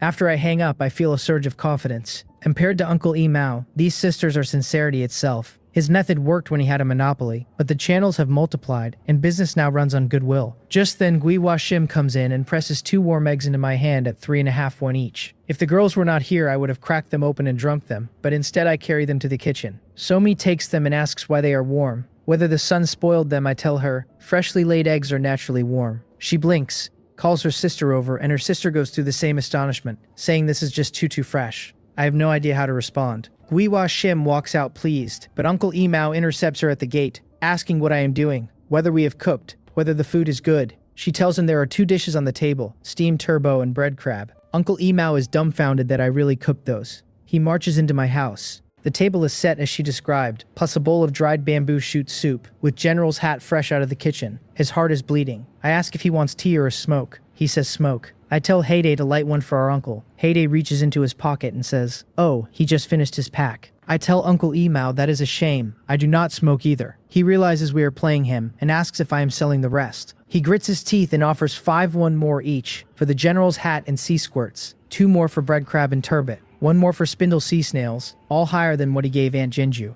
I chuckle and tell him there are 4 of us. This is hardly enough for 1 meal, and if anything is left, I can send it to my sisters for my 2 nieces. His beard bristles. He explodes that all I know is to eat, that at my age I should be saving instead of squandering, and my parents would be heartbroken. I go silent. I tell him quietly that he is not my parents and does not get to say whether they would be proud of me. He shivers without knowing why, only that my tone has gone cold, and walks out spitting and muttering that I eat all the good stuff. Breakfast was past 10. Lunch lands close to 4. After lunch I drag Haedae into a nap. We wake at 9. The sisters have cooked dinner, we eat. By 10:30 they are asleep, while Haedae and I pack our gear and slip out. He asks if we are heading back to the rocky reef. I look up at a moonless, starless night and tell him the reef is complicated even by day. We should head further out to the 4 sluice gate. He wants to ride the bicycle and offers me a lift, but the back feels strange and I end up running. By the time we reach the gate, I am exhausted. The 4 sluice gate sits at the mouth of the Gyoa River and controls its water level, technically beyond Hagang village, but the sea belongs to everyone. I picked it because the ground is flat, and I want to see what turns up where brackish and fresh waters converge. At the sandy stretch I see the telltale dimples in the wet sand. Sea urchins. The burrowing kind. I do not know the exact price, but I know they are valuable and wild ones have grown rare as farm stock floods the market. I dig one up. Haedae's voice cracks asking if this is a sea urchin. I tell him yes, and he announces we are about to get rich. I tell him I will dig this patch myself and he should look elsewhere. My scanning range is still only 20 meters, and beyond the sea urchins the only nearby things are a few mud crabs, which nobody eats here. The big cities keep them as ornamental crabs, like hermit crabs. Watching him about to dig at random with no clue where to start, I send him to the gate. The Typhoon water has been cut, the tide is out, the gate is shallow, and a large stretch has been concreted over, so my scanning advantage will not show much there and he can manage on his own. I get to work. A light flashes. Another headlamp foraging not far away. We are not the only ones tonight. It is my first time digging sea urchins, and after only a few I am tired. I switch from sand shovel to spade, which is easier and lets me see exactly where each one is, with no risk of breaking one. After 60 or 70 my arms ache. I rest. A few dozen more and I stop. Sea urchins live in the sandy soil permanently, surfacing at high tide, burrowing at low. Wild ones are vanishing everywhere, and I am afraid digging every last one would invite divine wrath. With other foragers around, I cover the bucket with cloth because if word of this spot gets out, the sea urchins here will go extinct too. On the way to the gate I catch a mud crab and tie its claws right away. At the gate, the headlamp man turns out to be old Jang. He lights a cheap local cigarette and chuckles that even the young ones are starting to be diligent. When he reaches to share, Haedae pushes his hand back and offers one from his own pack instead, since after a few days with me his cigarettes have moved upscale. Old Jang takes it and peeks at Haedae's bucket, nearly full but stuffed with worthless river snails and mud snails. He looks smug, saying that the young still lack experience. He has not found much himself, but he has 2 large mud crabs at 2 pounds each, worth 300 or 400 between them, and reckons he has struck it rich. He reaches for the cloth on my bucket. I pick up a mud crab with the tongs and toss it in. He yanks his hand back, says it must be 3 pounds, then reasons that he still has 2 and I have only 1, until I toss in a second of similar weight. He asks where I got it. I tell him it crawled past my feet. He insists that is impossible. I smile and suggest my eyes are simply younger. He flares. Right then he spots a domineering mud crab himself, but Haedae cuts in with his tongs and drops it into his own bucket. Old Jang stiffens. Haedae asks him kindly whether his back is acting up. He protests that he is perfectly fine. He tags along beside us anyway, planning to ride my luck. While he is not looking, I quietly transfer the crabs from my bucket into Haedae's, since they have not been tied and could pinch the sea urchins. Old Jang wades through the standing water, picking up worthless river clams and the odd shrimp. Then he sees me already lifting a sea urchin with the tongs and blurts out,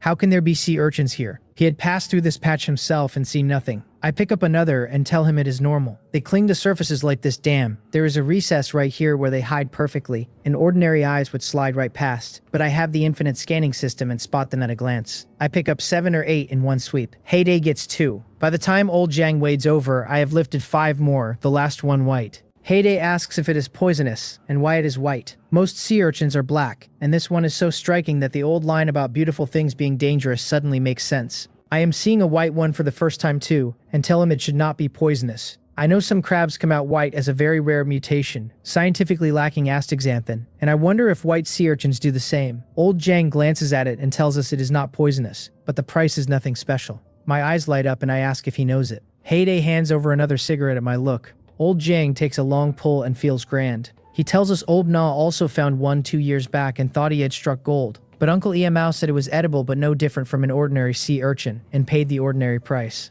I do not think Old Jang is lying. But this is not Uncle Omao's call to make. Buyers in town will not take goods from individuals. Going to other villages breaks the rules, and under his monopoly it is naturally whatever he says. Old Jang hurries to the spot we cleared and feels around, but we have cleaned it out. With the tide about to come in, I scoop small shrimp with a net. One scoop of his brings 2 or 3, mine pulls about 10, same spot, same 10-1 net, and he wonders whether I am simply that lucky. I tell him the tide is coming in. Right after that, I clamp a bread crab by my foot. His mouth twitches. What kind of insane luck even is this? By the time we get home, it is 3:30 in the morning. Howen Gray opens at 8:30. I set the alarm for 7:30. When we wake, the sisters are already up. Somi, ignoring the induction cooker, wants to mess with my wood-fired stove. I tell her I am saving that firewood for power outages, that if she burns it now, I will not cook the next time the power goes out. She asks if it goes out often. I tell her more often than in the big cities, since we are a small island and energy is scarcer. She immediately stops. They saw more seafood in the pool and ask why we did not take them. If we had brought them, where would we have found half the things? I tell them they were sleeping soundly and I could not bear to wake them. They are very moved, deciding I am a good man who can earn money and care for the women in his life, and throw themselves into breakfast. The result is a bowl of seafood handmade noodles each, with a free-range egg, carrying clam meat and mixed shrimp from the night run. A bowl like this in the city would run 70 or 81. I check the time, 8:10. Just as I am about to call a car, the sisters appear with backpacks, identical faces smiling, suggesting we go together. A private car pulls up at my gate and honks. Somi tells me, winking, that this is the same driver who brought them in, that she called him while we were cooking.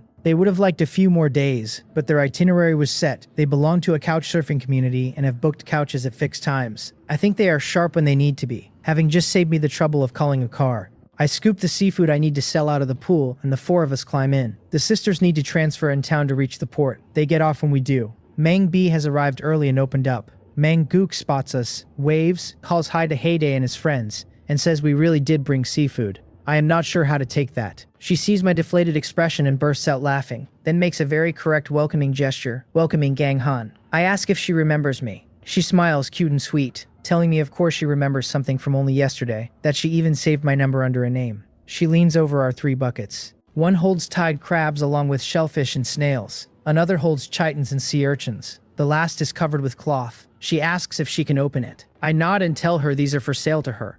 But I have one request, that she not let anyone else know what is in this bucket. She glances at me, surprised I am being so mysterious, and reassures me no one will say anything. Then she is suddenly excited. The hand holding the cloth trembles slightly, as if she were opening a blind box. When she lifts the cloth, she is stunned. This, she asks, is actually a sea urchin. Mang Gook asks whether the sea urchins are farmed. Fair enough. Wild ones are vanishingly rare. Mang B steps from the back kitchen. She takes one look and says these are wild. She cannot believe we found such good stuff. Jang Haedae rubs his head and mutters that Han Hyung found all of it. He is only the helper. I clap his shoulder. I tell him I relied on his help too, that I could never have hauled this alone. Mang B's opinion of him visibly shifts. The lazy slacker stamp lifts now that she has watched him work. She inspects the goods. The chitons are sorted large and small at a glance. She will take the large portion. She hesitates over the small. Her restaurant only opened a few days ago. The reputation has already crossed the water. People take the ferry just to eat here. Nothing less than top quality goes on her plates. I ask her to clean the small portion here for a fee.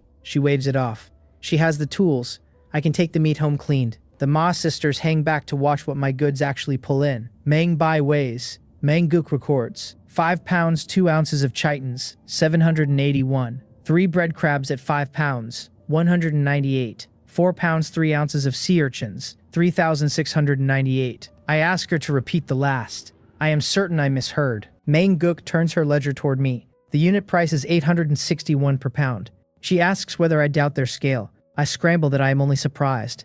She laughs that wild ones command this now. The May sisters look like a few sea creatures just sold for the price of a foam. Mang Bai moves to the mud crabs, all tied so the claws will not snap. The market counts rope as weight, but mine is conspicuously light. She notes I am not the kind to cut corners. 4 mud crabs at 11 pounds 8 ounces, 1,085 won, 7 pounds of river snails for 20, 8 pounds of Asiatic clams for another 20, 5 pounds of mud snails for 92. The mud snails surprised me. I remember them going for 3 to 5 a pound when I was a kid. In my head, they had always been worthless backwater food. Then she gets to the sea urchins. Each plump, she freezes when she pulls out a long-spined white one. Meng B says white sea urchin in a tone that strips the air from the room. Meng Gook claps a hand over her mouth. The Meng sisters ask what is special about a white one. Meng Gook tells them an old fisherman could spend a lifetime by the sea and never see one. 1 in 10,000. Both sisters are speechless. Meng Bai looks at us with new respect, as if she cannot settle on what to say to people who carry something this valuable and stay this calm. I keep my face still. Jang Haedae, simple as ever, asks Meng Bai whether it is poisonous, whether it can be sold. Her expression cycles through several shapes.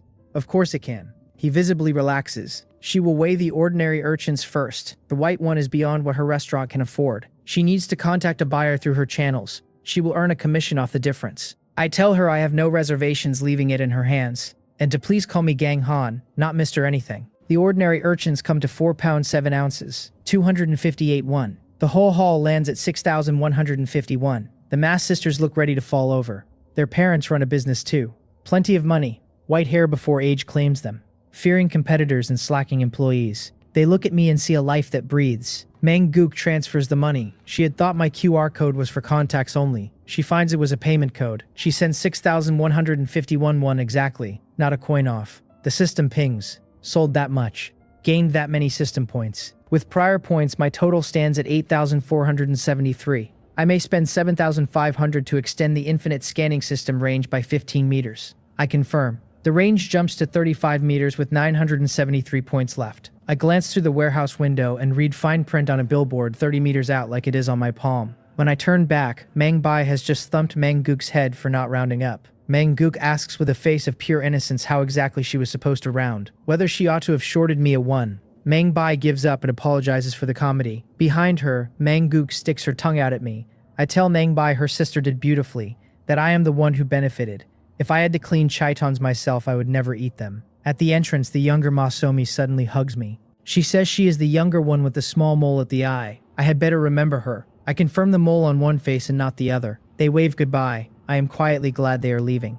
2 female house guests in this village does not stay quiet. I had thought about staying in town, but logistics calls. The water heater and washing machine arrive in the morning. I round Jang Haedae's pay to 701. I tell him no clam digging today. A man who works himself dead has nobody to complain to. He flags it as too much. I tell him to take it. I kept seafood for both of us. He is at the cafe. I ride his bicycle home. His eyebrows nearly shoot off at the extra. Right then another call comes in. Someone in the next village wanting a fight for 101. He spits that 100 to risk his life as a joke and hangs up. Following Han Hyum was the right call. I roll back into the village to find Boa Shim stomping a pile of dog droppings into her shoe with real conviction. Lee Shimja shoves her aside for a turn. Jinju Shim suggests feeding Baku more so he produces more. Old Jang adds they should rally every dog in the village. None of them have any idea how much I hauled with one sweep of the net. They are doing this because I mentioned good luck. The real reason is I could see exactly where everything was while the typhoon stirred water made everyone else swing blind. I drift past and nobody notices me.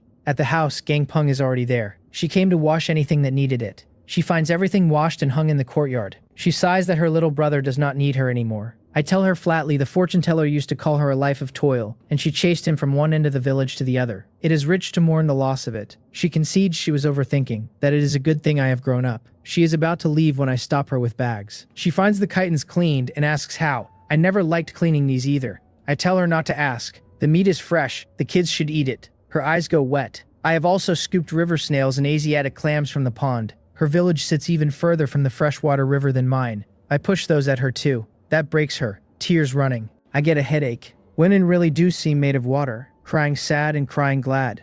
A horn sounds outside. A knock. A sturdy middle-aged man asking if this is my house. Before Gang Peng can field his question, I tell him to set the units in the bathroom. My sister built it when she came back from her city work. Years. Before that, there had been no toilet at all. He drops the units. Installers come in 2 days. He leaves. The village is gathered again outside. All noise about the washing machine, the water heater, whether my degree is wasted. Gang Peng snaps that none of it is their business and slams the door. She rounds on the appliances, half pleased and half worried. She had wanted to buy our family things like this years ago. After a husband and kids, the free spending dried up. She asks whether I have money left. I tell her of course. These things are nothing. I am going much further. It sounds like a brag. She trusts me. She tells me to come to her if I run out. After she leaves, I shower and sleep. The phone wakes me in the afternoon. Installers arriving. I let them work while I cook noodles. The water heater and washing machine on the wall feel like proof of something. Then a contact request appears. They handle a joke name with a note that reads Yabi, lol. I reject it. Scammers spoof contact matches all the time.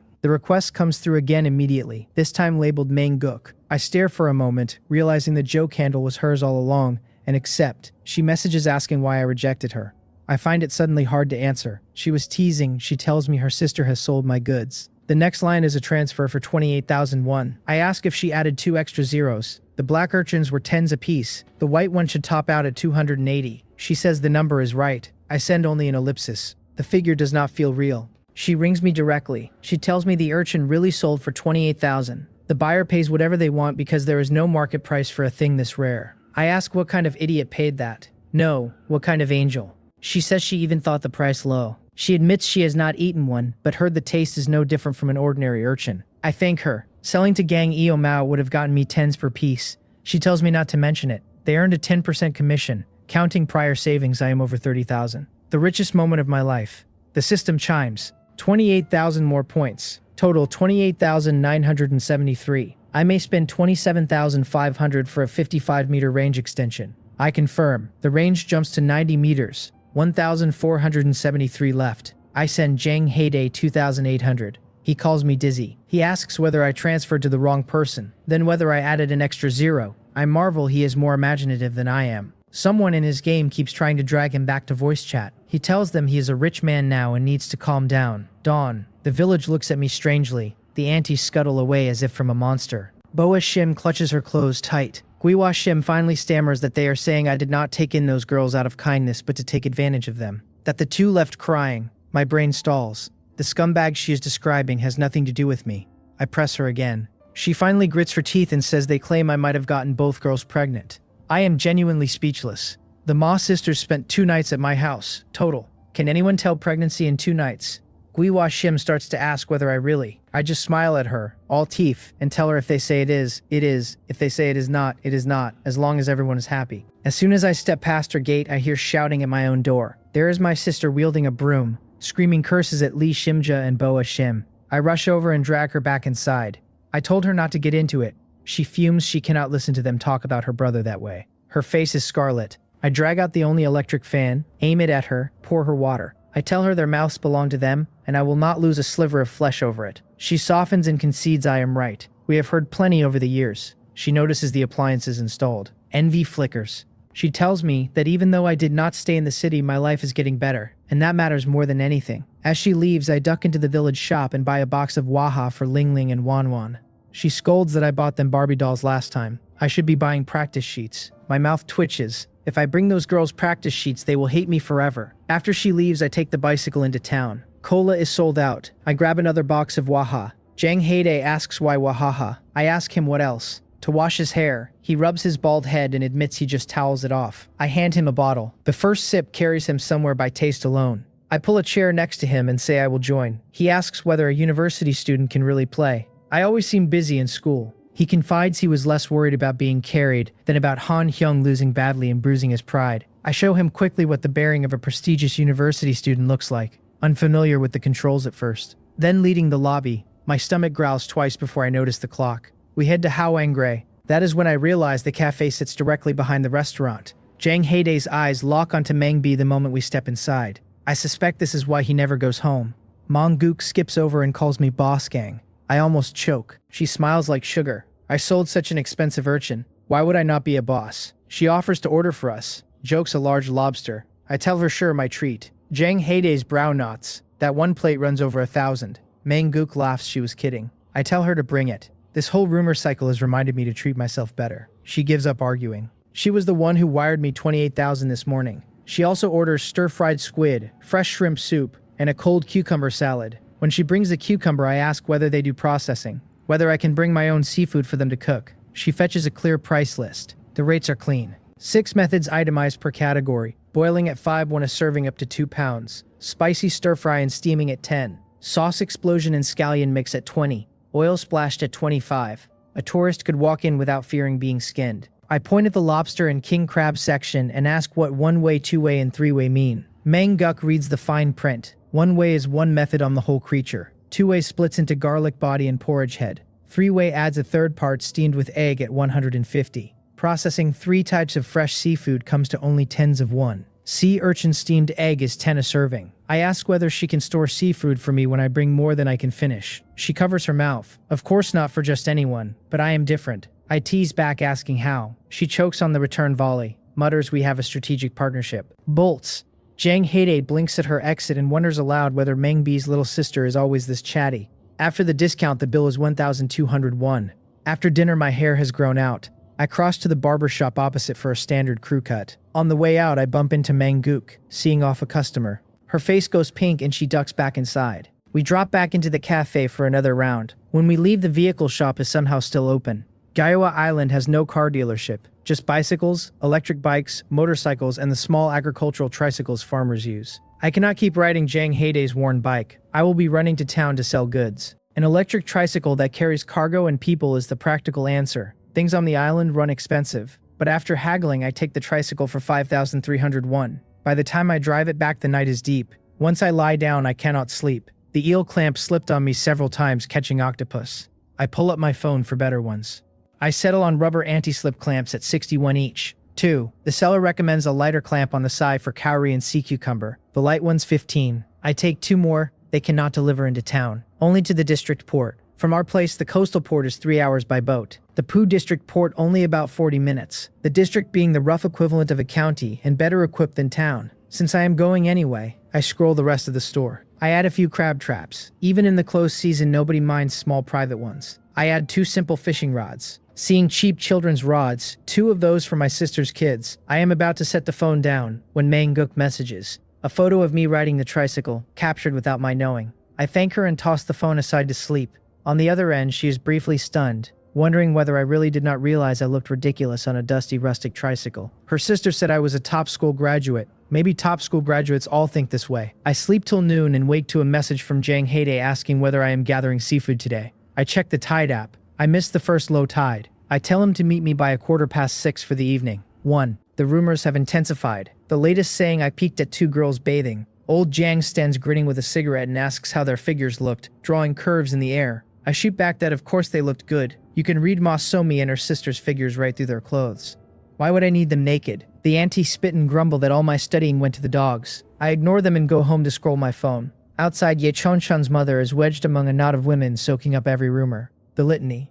I am shameless. My parents would die of fury all over again. I mean to stay and play fisherman after buying home appliances. The longer she listens, the more convinced she is I am beyond saving. She goes home and calls Qianshan to say she broke up with me at exactly the right time.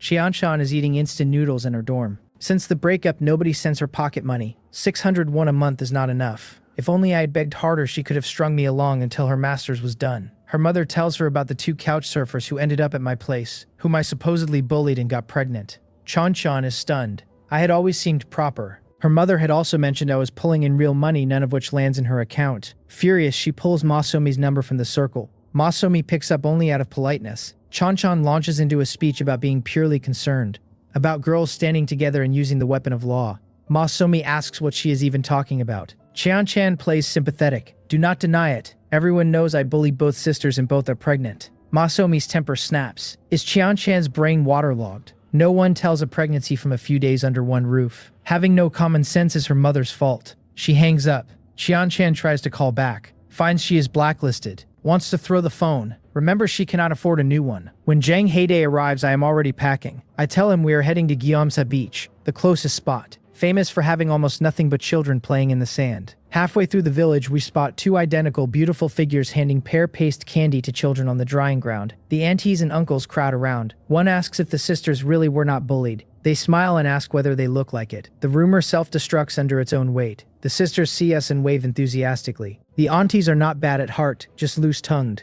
Knowing they wronged me, they raid their gardens and pile fresh produce in my courtyard. I asked the sisters if they were not supposed to be in Busan. Masomi says they did. The candies came from there. Her sister sounds put out and asks why I did not look for them. One explanation would have cleared everything. I say village rumors blow over in days. She spots our gear and asks if we are beachcombing. She demands to come along. I agree. They came on my account. The moment we arrive, both sisters exclaim and ask why I never brought them here. I feel quite wronged. The villagers barely use the place. What I did not expect was Wang Sobo and Lee Soa already there. They remember the day I pulled zebra mantis shrimp out of the sand in front of them. They read my eyes as mocking. They huddle their buckets and drift down the sand. The day is hot. The sisters slip off shoes and socks. Two large white birds glide in. Masomi cries out at how huge and white they are. I tell her they are great egrets, common along the coast. Her sister explains their bed sheets have flamingo prints. Masomi shouts again. There is a crab, a fingernail-sized creature crawling across her foot. It is a fiddler crab. She asks why one claw is huge and the other tiny. I tell her that is how they are. I ask if they like crab paste. They light up.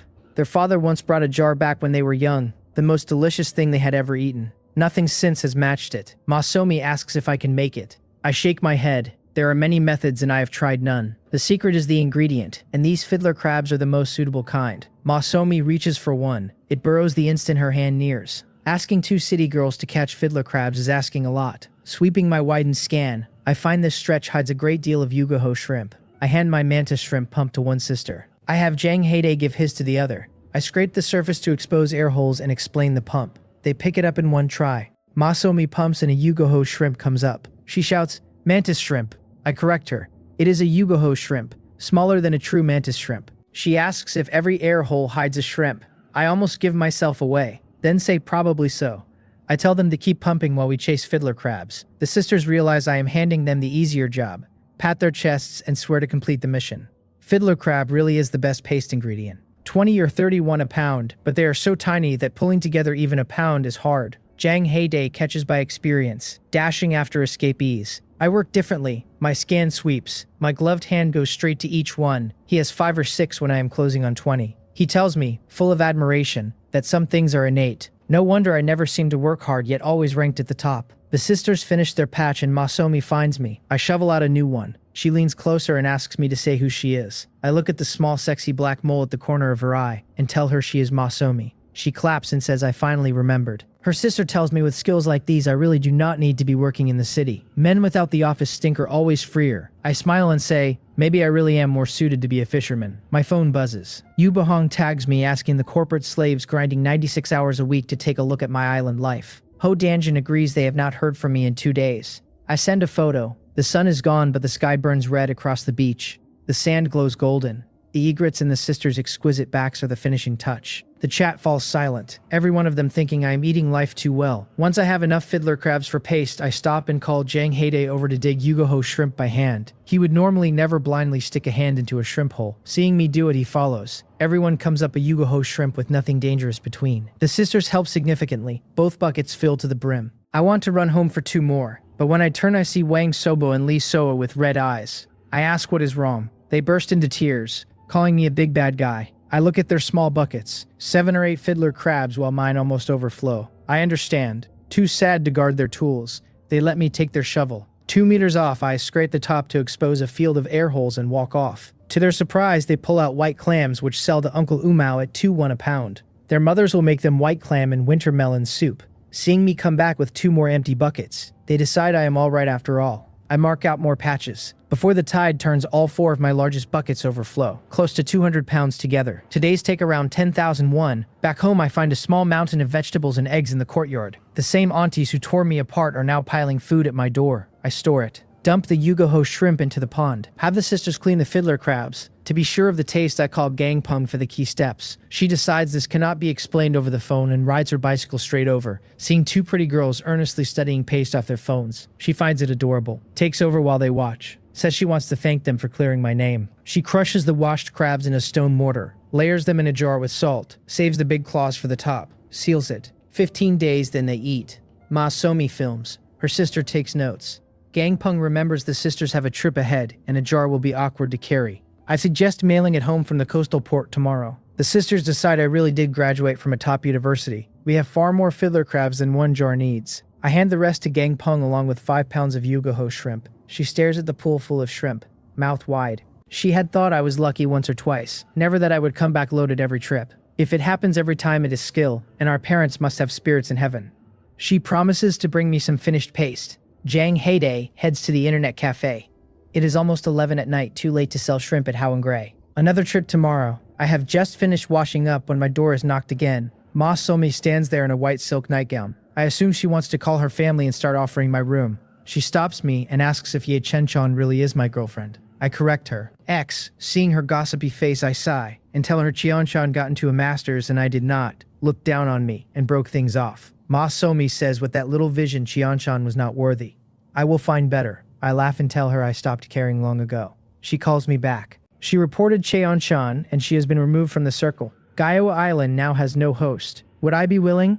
I shrug and say it is just giving people a place to sleep. She looks surprised I agreed so easily. Calls me a good person. Says she will register my name. Warns me not to feed future visitors so well, or I will run thin. I tell her it is fine. They gave me their foraging finds and cooked for me besides. She says meeting me made them happy. The days on Gyowa Island were the happiest of their journey. Dawn. We leave together. Last time they left in a private car with blacked out windows and the village never knew. This time the sisters sit openly in my new three-wheeler and roll past the gossiping villagers, waving and calling goodbye, scattering candy to the children. With them leaving so happily, the village can no longer speak ill of me. At Hoangre restaurant the buckets are weighed. After deducting Gangpung's 5 pounds and the 5 I am keeping, there are still 202 pounds. Yugoho shrimp are in heavy demand. Mang Bai offers 73 won a pound. The trip lands at 14,746 won. Mang Gook hands me 14,800. Mang Bai raises an eyebrow at her sister and asks since when she learned to round up. Mang Gook sticks out her tongue. The system pings. Sold 14,800 won of seafood.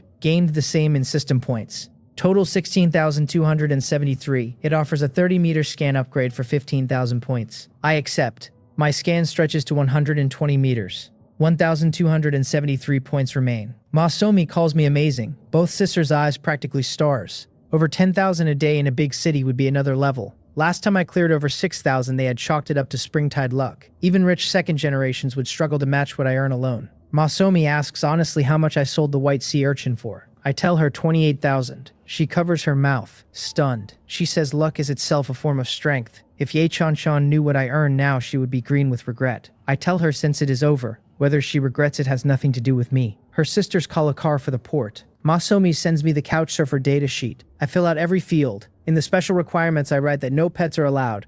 Cats and dogs would be fine. I worry about owners with stranger tastes. When I look up, Mang Gook is watching me with a playful expression.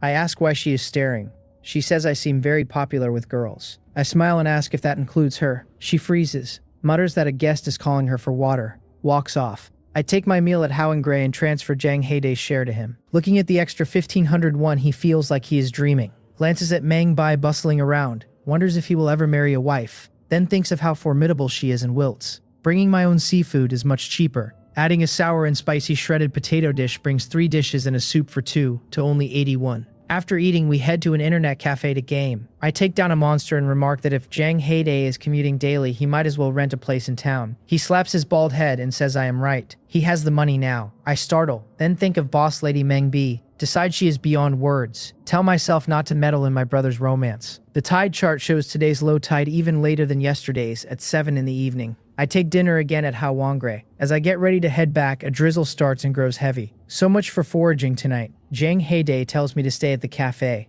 Mang Gook drifts over. Her sister and she rented a place on the 3rd floor for convenience. The guest room is open. I can sleep there for the night.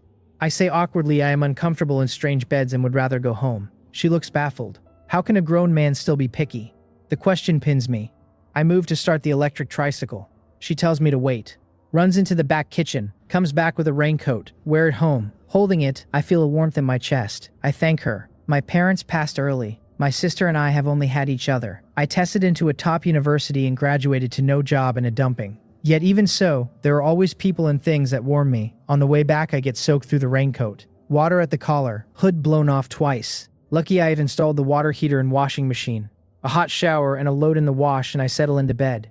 Yu Bo Hong sends me a private message asking how much I earn in a month. He studied financial management with me. His family has no backing. He now grinds daily at a large company. I say I do not know and ask if he needs something. Quietly I add up the past few days. Already over 60,000, about 50,000 left after spending. He writes that he is exhausted doing the work of 3 or 4. He told his boss he wanted to resign, and the boss offered an extra 500 won a month. I ask if that is 500 a day. He asks me what kind of bad joke that is supposed to be. I tell him if he genuinely hates the job, he should resign over an extra 500. He shoots back that 500 is still money, that I, who mooches off family every day, would not understand. I have no elders to mooch off. I never told my classmates about my family. If I had stayed in the big city, would I be agonizing today over a few hundred more a month? I find a game and start playing. Dawn. The rain still has not stopped. Last time Guiwa Shim came over, she was envious of my yard. It is big enough to scatter scallions, put up a grape trellis, even grow loofah and cucumber on a bamboo pole. Trellises and loofah want tending, and I would not bother.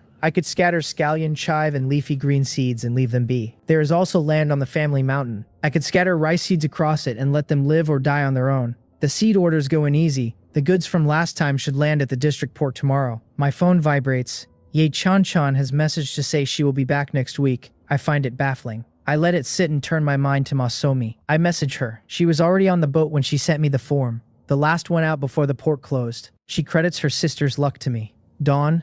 The rain has stopped. I tell Jang Haedae we are not clamming and ride to the port alone. The first ferry has been pushed to mid-morning. In the crowd, I spot my brother-in-law, Gang Mun-san, who works at a factory in the district during the week. He responds faintly when I greet him. When he asks what I went out for, I tell him my delivery is at the district port. He smiles thinly and says nothing more. To him, Gaiwa Island has everything anyone needs, and no package is worth a round-trip ferry. His eyes flick to his watch with a look telling me this rain has cost him his full attendance bonus. To him, I am a young man with a good degree but no practical sense. My phone vibrates again. Yi Xian wants to know if I got her message. I tell her yes. She demands to know why I didn't reply. I find it pointless. Once I would have spoiled her for anything. We have no relationship now. She accuses me of having changed. I add her to the blacklist. On her end, the red mark hits like a slap, and she nearly throws her phone before remembering how expensive it was. Getting off the ferry, an old woman with a shoulder pole nearly clips my head. My brother-in-law pushes it aside and tells her to be careful. I thank him. He nods, grabs his bag, runs for his bus. He is short with everyone, not just me. Reliable. Works hard for my sister and the girls. Has never once argued with her. He chose this district factory so the children would not grow up as left behinds. For my sister and my nieces, I can tolerate his temper. I have not set foot on the district in years. Where Gaiwa Island is a simple fishing village, Poo District has factories, a commercial center, and the tourist draw of Pushan. I flag a taxi. A local driver is a better living map than the internet. I offer the driver a Hichianha cigarette and ask how many boatyards Poo District has. He eyes the cigarette, tucks it behind his ear, and asks how big a boat I want. I tell him around 15 meters. For fishing. He looks startled that someone my age would buy a boat over 10 meters. I say I am only looking. Ask for a recommendation. He says Poo District has only 2 boatyards, both mostly building fishing yachts now. Proper fishing boats as custom orders. I hand him another cigarette. He tucks it behind the other ear. I ask which gives better value. One yard is old, plenty of experience but tangled in management problems. The other is newer with fresher designs and slightly lower prices. I tell him to take me to the nearer one, the new yard. Inside, several newly built fishing yachts gleam in the slips. The staff brighten the moment I say I am buying. I tell them I want a professional fishing boat, not a yacht. I point to a 12-meter boat. After their pitch, I have already let go of the 15-meter dream. Fully equipped, it is only 2 million won. No wonder the taxi driver's face shifted. The salesperson keeps going. Boats are like cars, anywhere from tens of thousands to millions. The gap is even wider once you add positioning systems, distress equipment, engines, air conditioners, railings, and bathrooms. A good railing alone runs tens of thousands. I point to a 7 or 8 meter yacht nearby. That one, he says, is basically for tourist trips. Around 400,000 fully equipped. Yachts really are toys for the rich. Back in school, most of my classmates were second generation wealthy. When bored, they compared whose family owned more yachts. This salesperson would never guess that I walked in here with 50,000 won in my pocket. I flip through the catalog and find no wooden boats with engines. This yard does not stoop to such low-end work. Even at this cheap yard, my money is barely enough for a license. I take another taxi to the old yard. Workers are finishing an iron-hulled fishing boat. It is nearly complete. I climb into the cabin. Everything is there. Cooking, sleeping, a luxurious bathroom, excellent craftsmanship. The price is over 6 million won. My heart sinks. I ask if they still build wooden ones. They laugh. Wood is outdated. Even then, the lumber and carpentry would cost more than iron. I ask about cheaper iron options. They point to a row in the 7 to 800,000 range. Next to the 6 million boat, it looks like a different species. Even that is beyond me. My hope for a boat dies. I will have to keep grinding the shore for money. The seafood market is close. I drop in and find it dazzling. Shellfish, fish, and snails I cannot even name. The rate Haedae restaurant pays is already close to retail. No wonder Mang Bai does good business. She is too honest in her dealings. I see sandworms in a tank, plainly farmed. Even farmed ones go for 200 a pound. I am leaving when the boss pitches that farmed or not, they are nutritious. Girls get beautiful skin. Children's immunity improves.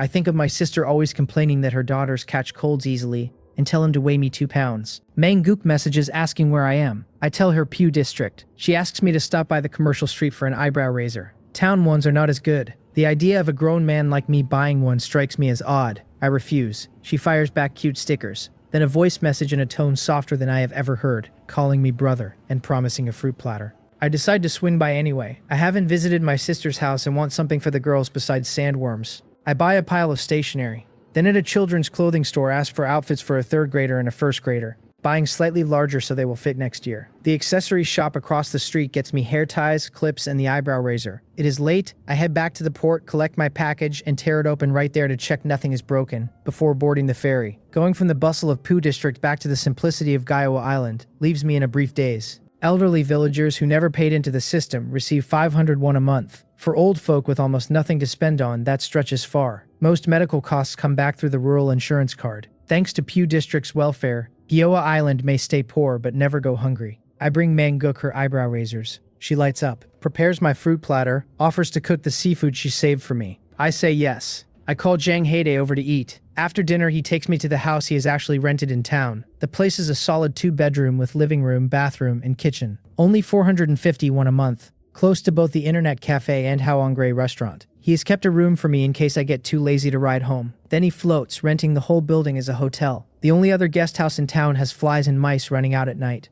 I tell him a hotel needs tourists and we hardly get any. Today I passed Push On. Even on a non-holiday, it was packed enough to clog traffic. That is where the tourist money goes. He sighs and lets it drop. I ride home, store what needs storing, then carry the crab traps to the seawall where the churning water is clear enough to see below. I work along the wall until I spot crabs. I lower each trap with attractant loaded first. Some attractant is from the fishing gear shop owner, some new from the online order. I split them between traps to see which pulls best. Old Jang is on his evening walk, teacup in hand. He wanders over to ask how many traps I have brought. 6. He laughs. He dropped 16 the other day and got nothing but 2 pitifully small sardines. I tell him I am only doing it for fun. Drop the last trap. Carry the bucket home. I load everything from Poo District onto the tricycle and ride to my sister's. Before I am even inside, I hear Gang Pung roaring. She is yelling at the girls for not solving the parentheses first and demanding how one of them scored 28 in English. She pounds the table, breaks into tears, demands why she and their father work so hard if her daughters cannot be more promising. Her voice has nearly gone hoarse by the time I push the door open and announce I bought her a new hairdryer. Her tears flip to a smile. She tells me I have come at just the right time. She cannot teach these two anymore. I should take over. I look at Ling Ling and Wan Wan's papers. The mistakes are ridiculous, but I walk through each one patiently. Luckily, the girls are not stupid. What Gang Pung could not get across I can explain in a few sentences. Gang Pung is still grumbling that her daughter's brains must be decorative. Ling Ling sticks out her tongue and says maybe her mother's explanations just are not as good as uncle's. Gang Pung erupts, demands to know if the teacher cannot explain either then. While scolding, she is secretly proud. Her younger brother is the best. She spots the clothes I brought, holds them against the girls and finds the sizes perfect. Remarks my eye is sharp. She packs the clothes away without ceremony, but tells me next time to buy more practice test papers instead. Ling Ling and Wan Wan look up at me with sparkling eyes that make me flustered. I tell my sister carefully that study needs a balance of work and rest. I did not grind hard when I was little, but still did fine. She shoots back that I have a good brain and their muddled heads cannot compare. The girls go quiet, faces silently asking whether this is really their biological mother. I add that learning needs flexibility. Her daughters are hers, so she should have more faith. I press on. They are only in elementary school and a person's life is long. The early top scorers do not always stay on top later. She thinks about it. It is true. Plenty of early top rankers fell off. Plenty of quiet ones rose. Seeing her waver, I turn to the girls and tell them to study hard when they study and play hard when they play. Understand the teacher's lessons, skip the extra practice sheets, and reach me anytime through their mother's phone. Then I realize I have said too much. My brother-in-law might think I am teaching his daughter's bad habits. The sharpness in the girls' eyes melts into something soft. They nod in unison and tell me I am the kindest uncle.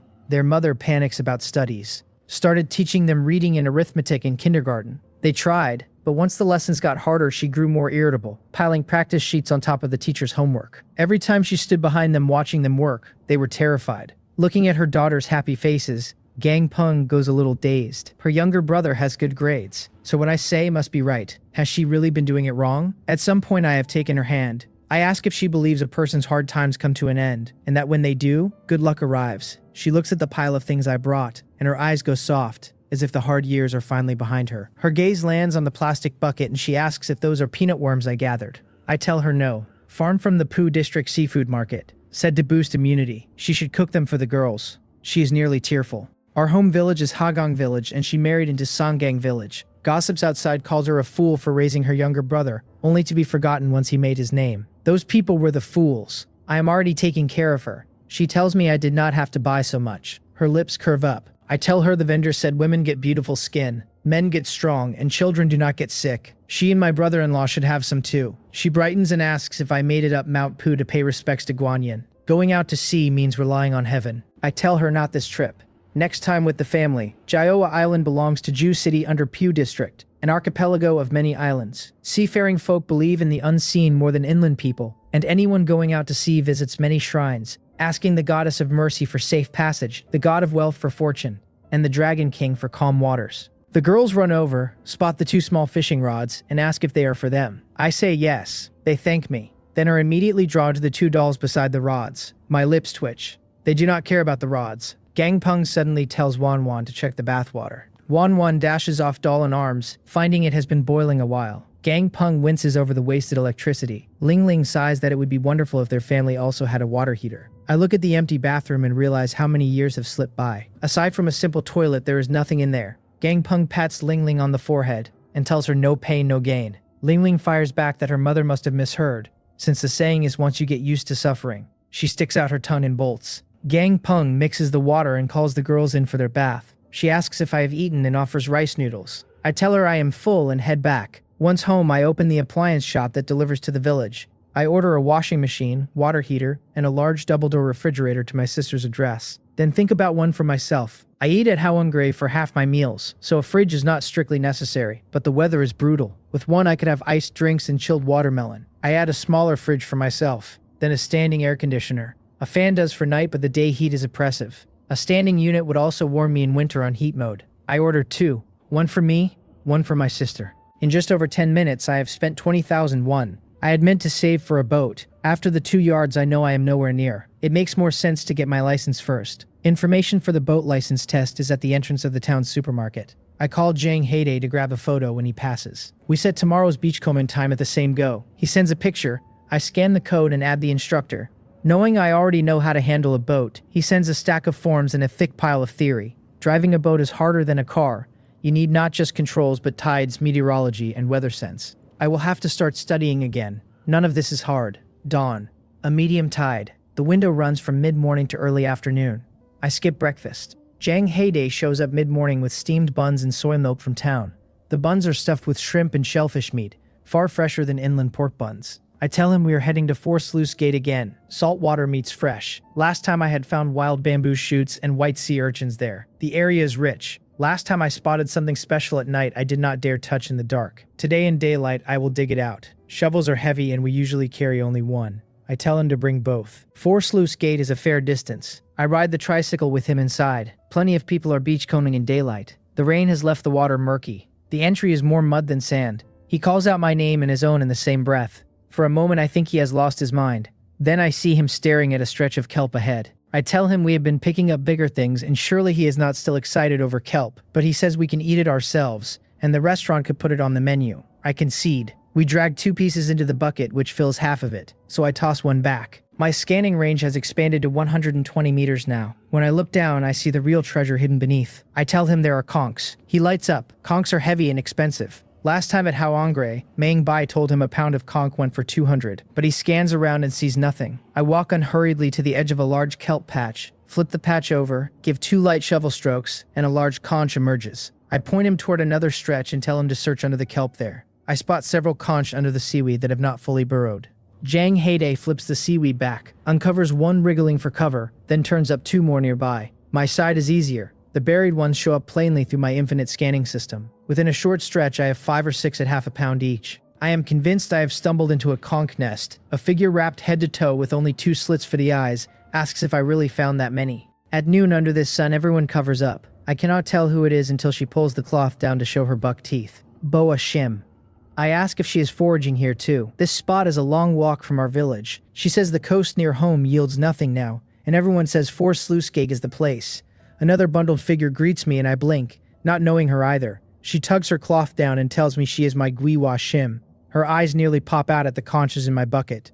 Boa shim swings a mud cake hand at my clothes. I jump back. I tell them I have worked through most of this area and they can take their time. Haedae glows and tells me following my lead is never a mistake. We have struck a conch fortune today. I lead him toward the muddier flats. The patch where I saw that creature last time is empty. I stretch my scanning range. At the edge of vision, I catch a tail and sprint over to find several in the spots nearby. I pull out my iron shovel, tell Haedae to do the same. We sink a pit together. He does not know what we are after, but he is strong. The hole grows deep enough that a small crowd drifts over, all wrapped to the eyes. One asks if youngsters are foraging now too. Another grumbles we should be at the factory. A third tells us digging deep will not make seafood appear. None are from our village. I smile and tell them my friend and I are just playing. That makes them mutter that two young men who will not work and will not even forage properly will break their parents' hearts. I stay calm. At about 2.5 meters I stop. He squats, sees nothing until I kick the side twice and a smooth glossy head pushes from the dirt. Haedae snatches it cleanly. The villagers nearly fall over, calling it an earth dragon and saying one can be worth half a month's wages. Right after his, I haul out a second from the same pit, longer. An earth dragon hole has 2 mouths and this one held a pair. They gasp, figuring the two together weigh nearly 6 pounds at 300 or 400 apiece. They ask if we knew earth dragons were here before we ever dug. Seasoned old foragers can sometimes read soil and guess. No one expects two young men to have that knack. Their eyes land on my overflowing bucket of conch, and they ask how we keep pulling off hauls this big when seafood thins every year. I tell them I have x-ray vision and can see straight through the ground. They glare and tell me to stop joking. I laugh dryly and say my elders taught me a few tricks before they passed. That satisfies them. The inland tomb raiders have the same inherited eye, and skills like that are not shared. Most drift off in 2s and 3s. 3 stay glued behind us. I stop on a precise patch, draw a circle, and we sink the next pit in soil so soft we could almost dig with our hands. At nearly 3 meters, I drop in and pull out an earth dragon cleanly. The watchers go slack-jawed, muttering that with an ability like this, why would anyone screw bolts at a factory? By the 4th, they are clapping, eaten up with envy. Gwiwa shim and Boa shim wandered past with a few shrimp and bread crabs worth maybe 101 total. They had been pleased, certain my luck had rubbed off. One look at my pile drains them of it. Gwiwa shim, despite the sting, is genuinely glad for me. Our families have been neighbors for years, and our parents worried so much when they died. Her one regret is that if I stay on the island forever, my elite university education will have gone to waste. More villagers drift back. A few try to wrangle their way into following me on future forages, but earth dragon hunting is too specific. An old man asks if there are any more here. I tell him probably not. Besides, I have a quiet phobia of snake-shaped creatures. It is still early. I pick a few snails and river clams to eat myself, and while at the snails I scoop up 3 mud crabs. Haedae's luck holds with a few bread crabs and a heap of mud snails. By the time all 4 buckets are full, the tide is creeping in. The villagers can only stare as we haul 4 full buckets each, while theirs lift one-handed. We are both soaked through. My place has a water heater now. Once we have showered, we hop on the electric tricycle for town. The hall could die for lack of oxygen if we wait. Mangook pats my shoulder and tells me I really keep pulling off hauls like this. Mang B prods her to weigh. 5 earth dragons at 16 pounds, 501 per pound, for 8,000. Conchs at 23 pounds, 220 per pound, for 5,060. 3 mud crabs at 6 pounds, 90 per pound, for 540. The whole load comes to 13,601. The figure beats my expectations again. Mang B's prices are always fair. The system chimes. Sold 13,601 of seafood, earned 13,600 system points. With previous points I am at 14,837. I can spend 12,500 to expand my scanning range by 25 meters. I confirm. My range jumps to 145, 2,337 points left. Mang Book asks in a sweet voice if I am not selling the other bucket. I tell her I am keeping that to eat slowly. She points out 2 large sea snails worth 300 one together. I tell her Haedae and I will keep one for dinner, and the other is for her. She had told me once she liked the sound of the conch shell. She is stunned. She only said it offhand. She tells me she will only take the shell and pry the meat out for us, then carries it back to the kitchen looking happy. I had a late breakfast and skipped lunch. I am starving. The dishes come fast. Clear soup river snails, conch meat, steamed bread crab, spicy shredded kelp, a bowl of seafood soup. We wolf them down. I transfer 1,401 to Haedae. His mouth curls up. He tells me he has started to feel he will never run out of money. I tell him that is big talk. Lend me some. Without asking what for, he pulls out his phone to send the transfer. I have to stop him and tell him I was joking. We drift to an internet cafe. The fatigue catches up. Haedae has rented a room in town. I go with him, drop into the spare room and sleep through to morning. I slap my forehead when I wake. The crab traps along the seawall. I meant to check them last evening. I ask Haedae if he wants to come. He shakes his head. The traps are set and all that is left is pulling them up. He does not want me feeling awkward about splitting money. I head for my tricycle outside Haedae restaurant. A middle-aged man stops me and asks if I am the one delivering goods to the restaurant. He is in his 40s or 50s. Beer belly. Friendly smile. He points to the acquisition store next door. His surname is Jian. He is the owner. He offers a cigarette. I push it back. He heard I sold a lot of earth dragons and sea snails yesterday and wants to know if I have more. I ask if he means he wants to buy from me. He says yes, anything I have. I ask whether he was not the one refusing to buy from Haedae village. He recalls that a Haedae caller asked about seafood a while back, and the moment he heard the village, he told them to take goods to Uncle Mao. From his side, it makes no difference. The price is the same. If villagers cut Uncle Mao out, they would make more, but it would sour the relationship. Then I came along and routed my goods entirely to Haedae restaurant, which did hurt him. He tells me he had thought I was like other villagers with a handful of muscles.